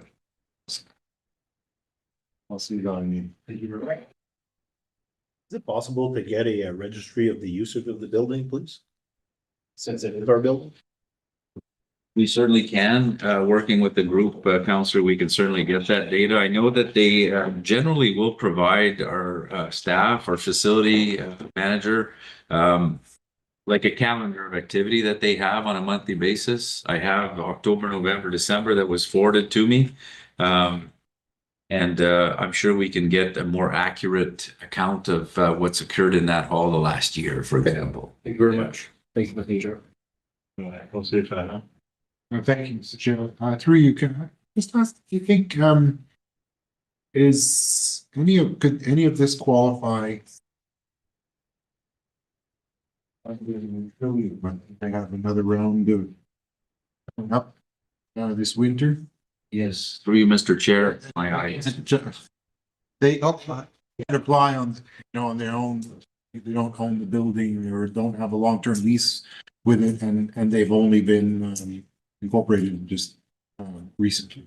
I believe, Counselor, you're correct in that Trillium, normally their capital component is early in the new year, so I'm assuming that they'll be accepting or looking for application shortly. Again, there's a lot of options we have for different types of projects, but that's certainly one that we can bring forth as far as options, and council can direct us to apply to a certain project that fits the criteria of the program. Something that we're looking at, yeah. I heard that it's closing in February. Thank you. Madam Mayor? I was going to mention the current funding for Trillium that was open, so Councillor Femiston, thank you. Would we be, just a question, would we require to direct staff to try and look at these options, or is that just something that can? I think we can take that on ourselves. Charlie, we can take that on ourselves. The funding opportunities is part of our job descriptions, and certainly to look at those different funding streams. We can handle that. Nice. That's good news. And the meeting with the community group early in the new year to determine as possible scope of work. Mhm. Thank you. And you? I'll see you, Tyler. Sure. So just comité Manettville Center. That's open and stuff. It's not like the Living Community Center. Correct, it's our facility, yes. So do we have to have a staff there once in a while, or do Our maintenance, just go there to use it as they wish? so we've had an agreement with local residents that basically utilize the facility. We used to have papered agreement, we used to have pay from Monetville that would go in and clean the facility after there were events. And we've tried for a while now to look at an actual documented agreement. And now they're not-for-profit status. I think it will facilitate the issue. We periodically have maintenance staff that go out there. We have fire department staff that do facility inspections. We are there to do enhancements and repairs as required. We managed a contract to have the snow removed. So we do have, it is our facility, 100%. It's tied to the fire hall. And, but we do not have staff on hand during events or the group lets us know what they're hosting. But it's a very loose way of doing things. And I think we need to tighten that up. And now that we've got an not-for-profit organization we can work with, I think it's well time we paper that document.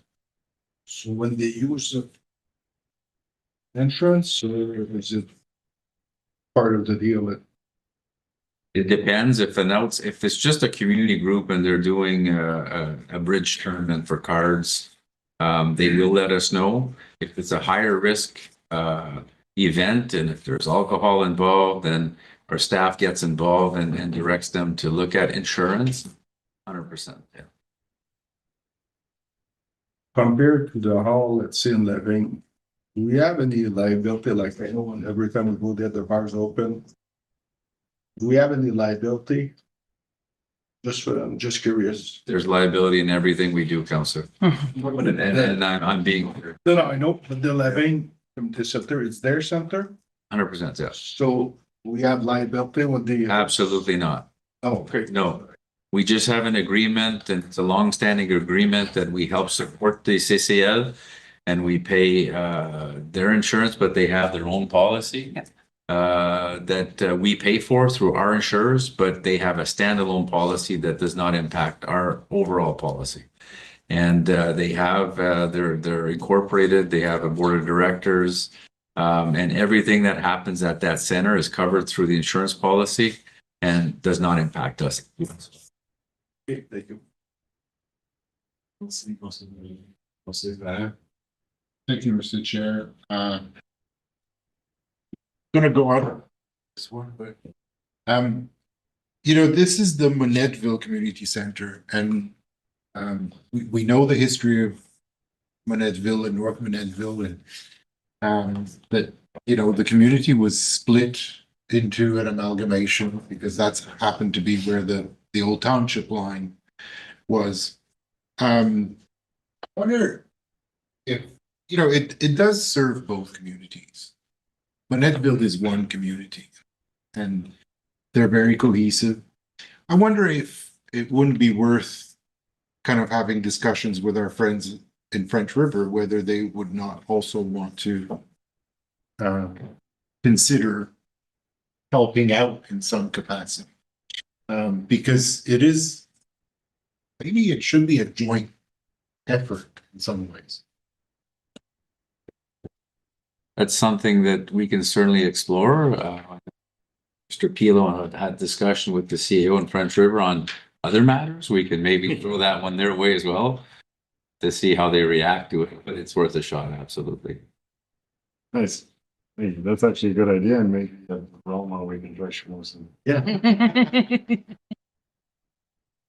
Explaining how it's a value to everyone. It actually does make sense when you put it up. So it's 10 minutes big, no? Well, you're, Would that end the comment question period? I don't see any more hands, so at that point, thanks for the discussion. I guess we'll get some more information in the future. Mr. Chair, just in closing, if I may, looking at the schedule at the Monetville Hall, there's pickleball from 1 to 4, 3 times a week, and going on since October 1st. So there's a vibrant pickleball group there, and it's a beautiful facility. You were talking about the folks in Living. It's a short drive out. I would encourage people to join them. It's a one court. They just have one court. I spoke to them before, There's no room to put a second. apparently. I'll have a look when I'm out there. It's a lot closer than Vernon. Back to you, Madam Mayor. I thank you very much. We'll continue into the regular portion of our meeting. 6.1. It is moved by Councillor Nicol and seconded by Councillor Rastoul. Be it resolved that the consent agenda for the council and committee of the whole meeting on December the 16th, 2025 be approved as presented. Any questions or comments? All in favor? Carried, thank you. 6.2 planning. It is moved by Councillor Nicol and seconded by Councillor Rastoul. Be it resolved that bylaw number 2025-104 being a bylaw to amend zoning bylaw 2014-45 to rezone certain lands located on Lalonde Road from rural RU with a hazard overlay to rural residential exception zone 7 with a hazard overlay shall come into force and take effect on the day it is passed. Questions or comments? Seeing none, all in favor? Carried. 6.2.2. It is moved by Councillor Rastoul and seconded by Councillor Nicol. Be it resolved that bylaw number 2025-105 being a bylaw to amend zoning bylaw 2014-45 to rezone certain lands located at 192 Plount Road from rural RU to tourist commercial C3 shall come into force and take effect on the day it is passed.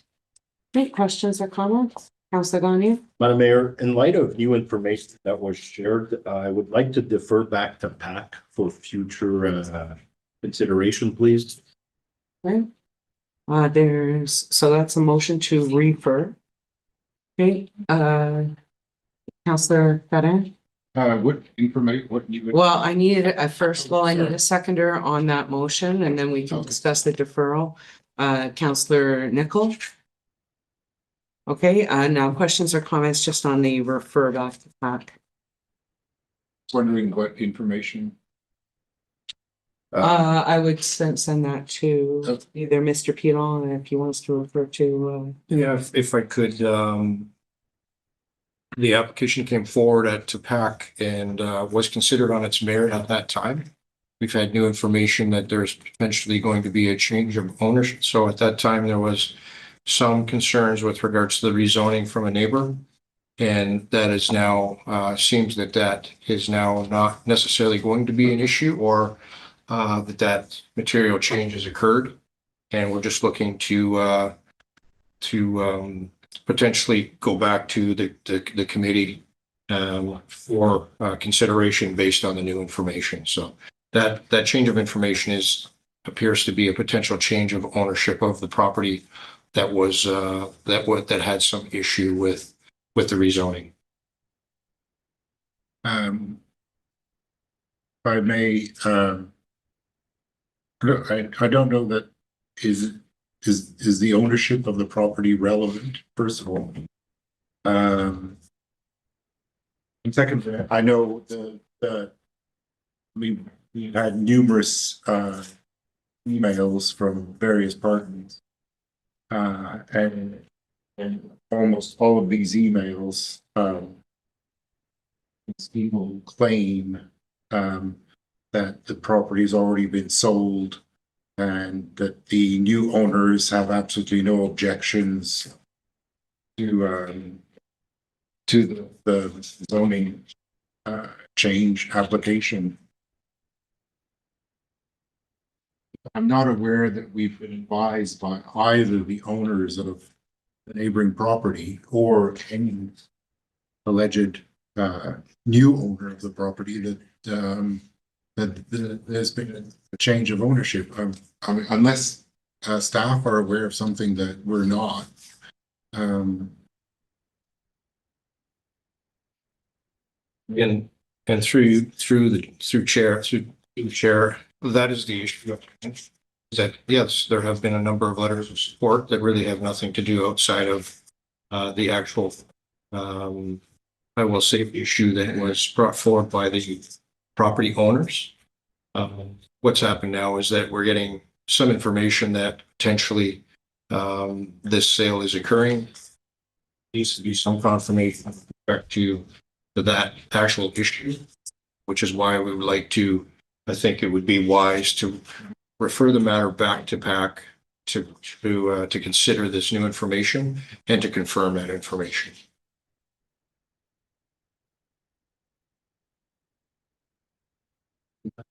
I have no further question. If I may. Directly to answer your question, Counselor, there has been a letter received from someone that claims that they've got an offer accepted and there's a closing date of January. It's been provided to council in your packages. I know it's probably lumped in with a whole bunch of letters we've received over the last couple of days, but specifically, we have been contacted in writing from a person that claims they are buying the property. And there's a letter. Correct. I'm sorry, Correct. I missed that. I wouldn't I have believe it's the first letter in the packet. One of those letters. That is the property that was at issue. And we are just being, let's say cautious, but just looking to refer the matter back to PAC and confirm that information and ensure that it is valid and for reconsideration on the actual initial application by PAC. By the planning advisory committee. Thank you. Sorry, I thought it was just one of the Okay, emails that we see. I wasn't aware of it.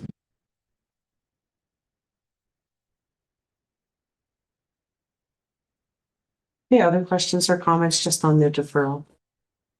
Referral, sorry, thank you. Seeing none, I'll call it to a vote. All in favor? The referral have to be referred back to the next planning advisory committee. 6.3 correspondence, you've had correspondence from provincial government. Just for your information, there's no action required on that. And therefore we'll move into new business. It is moved by Councillor Paladin and seconded by Councillor Gagne. Be it resolved that bylaw number 2025-106, being a bylaw of the municipality of West Nipissing to amend the civil age of the traffic and parking bylaw 2019, meant to forth on the date is passed. Okay, questions or comments? Okay, all in favor? It's carried. Thank you. It is moved by Councillor Gagne and seconded by Councillor Paladin. Whereas council has reviewed the Accessibility Advisory Committee terms of reference at its meeting of December the 2nd, 2025, be it resolved that council for the West Nipissing Municipality approves the Accessibility Advisory Committee terms of reference as presented immediately. Questions or comments? All in favor? Carried. It is moved by Councillor Gagne and seconded by Councillor Paladin. Whereas council has reviewed the West Nipissing Accessibility Plan for 2026 to 2030 at its meeting December 2nd, 2025, be it therefore resolved that the Accessibility Plan 2026 to 2030 for the West Nipissing Municipality be adopted. Questions or comments? All in favor? It's carried. Thank you. It is moved by Councillor Paladin and seconded by Councillor Gagne. Be it resolved that council authorizes the following transfers from operating to dedicated reserves. $40,000 gain on disposal of a case loader to the Public Works Fleet Reserve. Rename the council dedicated reserve as the Community Safety and Wellbeing Reserve and transfer $10,000 in unspent council funds for community safety and wellbeing into that reserve. And transfer the unspent year-end funds from priority projects allocation within the ECDEV budget, currently estimated at $175,000, into the Economic Development Dedicated Reserve to support continued work on the Weyerhaeuser site redevelopment. Okay, questions or comments? Okay, all in favor? Carried. Thank you. It is moved by Councillor Paladin and seconded by Councillor Gagne. Whereas council has considered proposed dates for the summer meetings for July and August 2026, be it resolved that the following dates be set for the meetings of council. Pardon me? One. Is it this? I just don't know why we're doing this in December. I thought we usually did this in April. It's for planning My We can fault. set, Okay, so our June meetings, our scheduled June meetings are the 2nd and the 16th.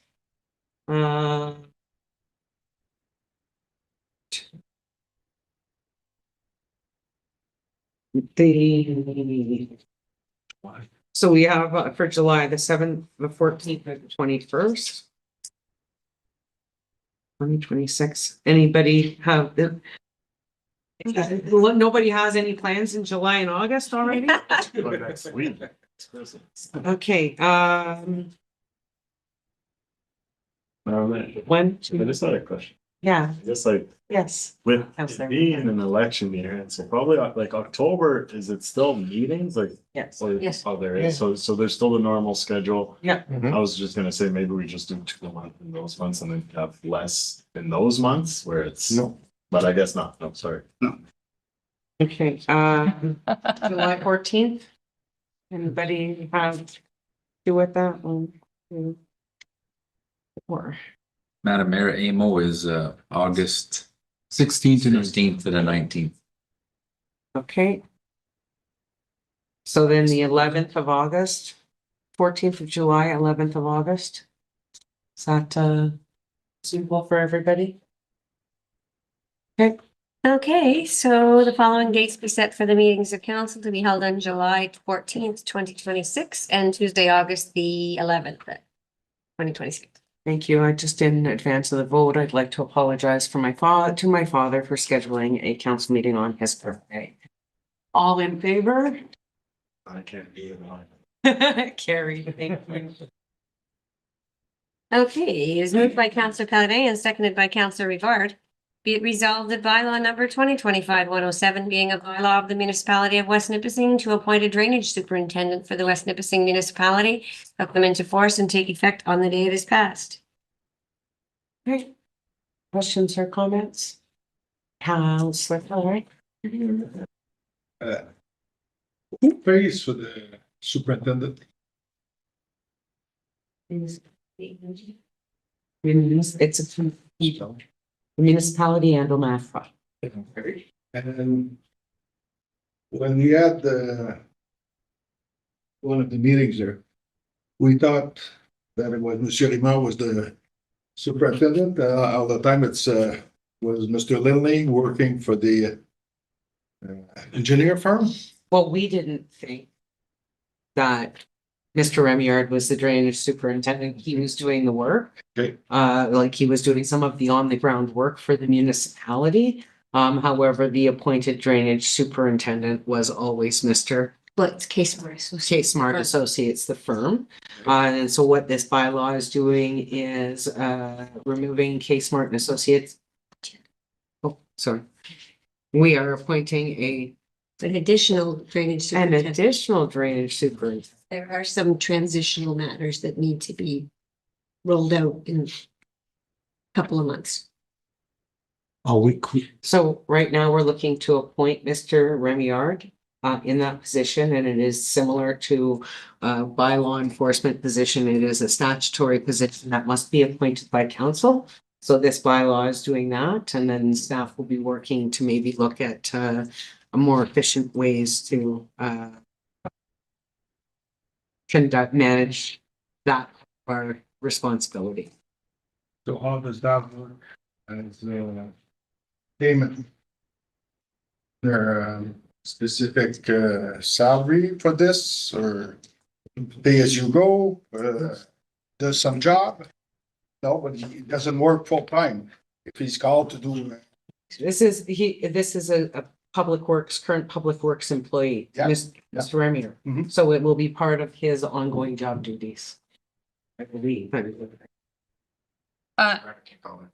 Yeah, so currently we have a contractor. It is moving to an employee. And it is, as Madam Mayor said, as part of his duties. It's not a piecemeal kind of thing, but beyond that, I don't want to get into discussing an employee or their compensation arrangement or that in a public meeting as well. But it is an employee that that is being appointed to drainage superintendent. And as Mr. Sharm said, there's a little bit of a transition period before we repeal the one for King Part, and then at that point, it will just be our employee.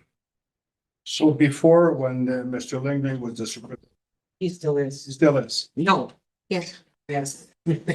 So we pay a fee. A start Correct. for him, right? Yes. Okay, and how much is that fee? Is it per year?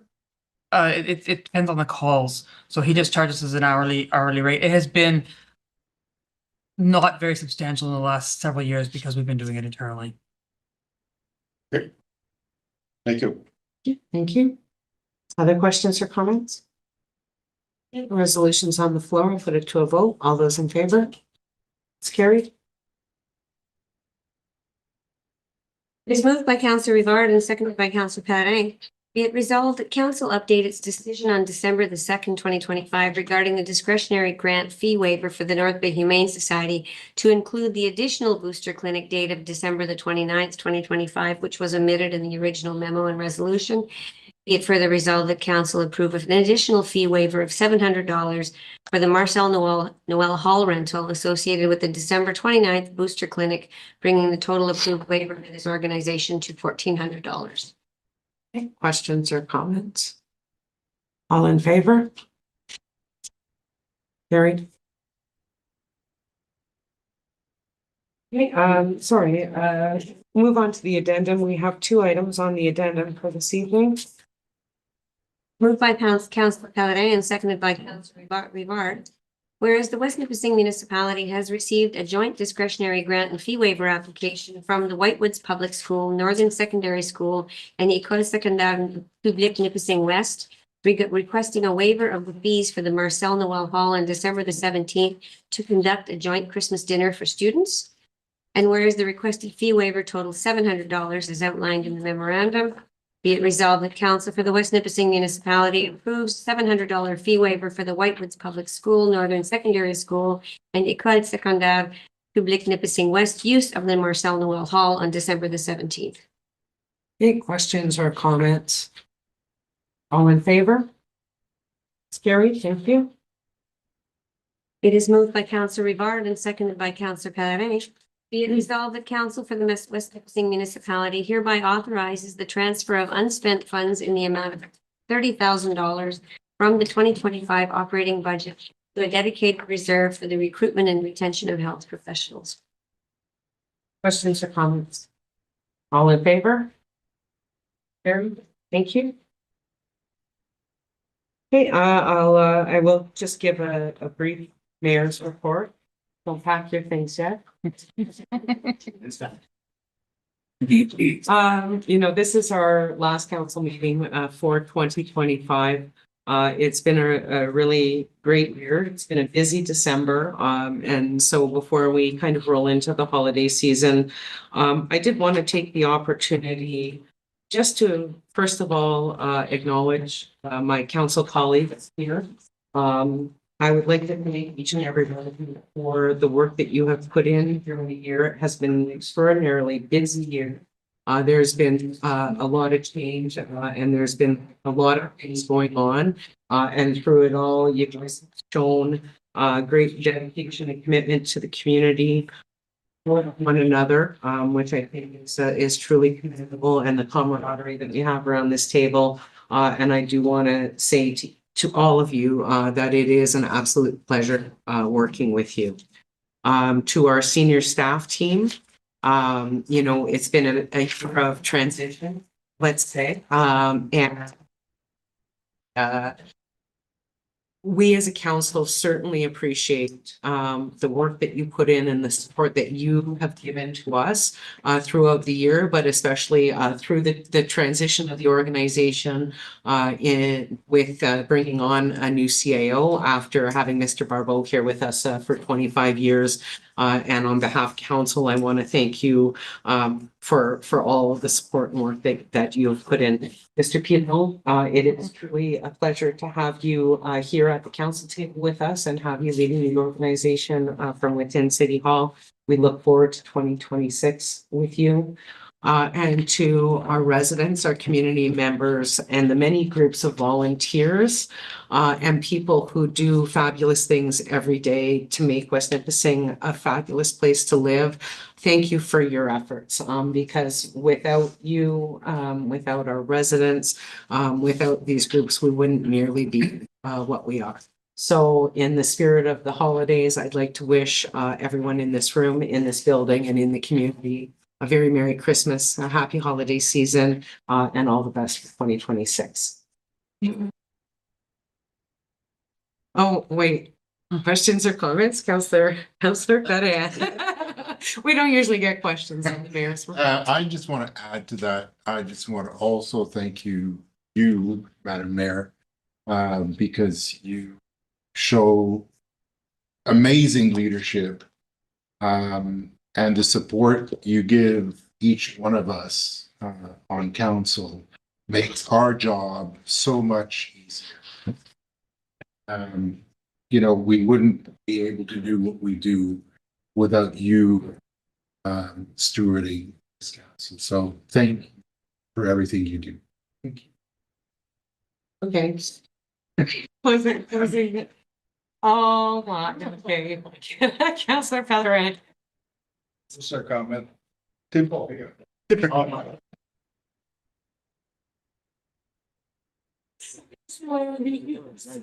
Thank you, Madam Mayor, and thank you for everything you're doing for this municipality, and like Jafara said, your support. Very, very much appreciated. And also wish a Merry Christmas and a Happy New Year to our new CEO. They're doing a fantastic job. And also Merry Christmas and Happy New Year, all of West Nipissing, Ward 6, and all of West Nipissing. Thank you. Okay. It is moved by Councillor Pellerin and seconded by Councillor Rivard. Be it resolved that bylaw number 2025-109 being a bylaw of the West Nipissing Municipality to confirm the proceedings of council at its meeting held on December the 16th, 2025 shall come into effect on the day it is passed. Questions or comments? All in favor? Carried. It is moved by Councillor Rivard and seconded by Councillor Pellerin. Be it resolved that the council committee of the whole meeting held on December the 16th will be adjourned. All in favor? Carried. I echo what Fern says.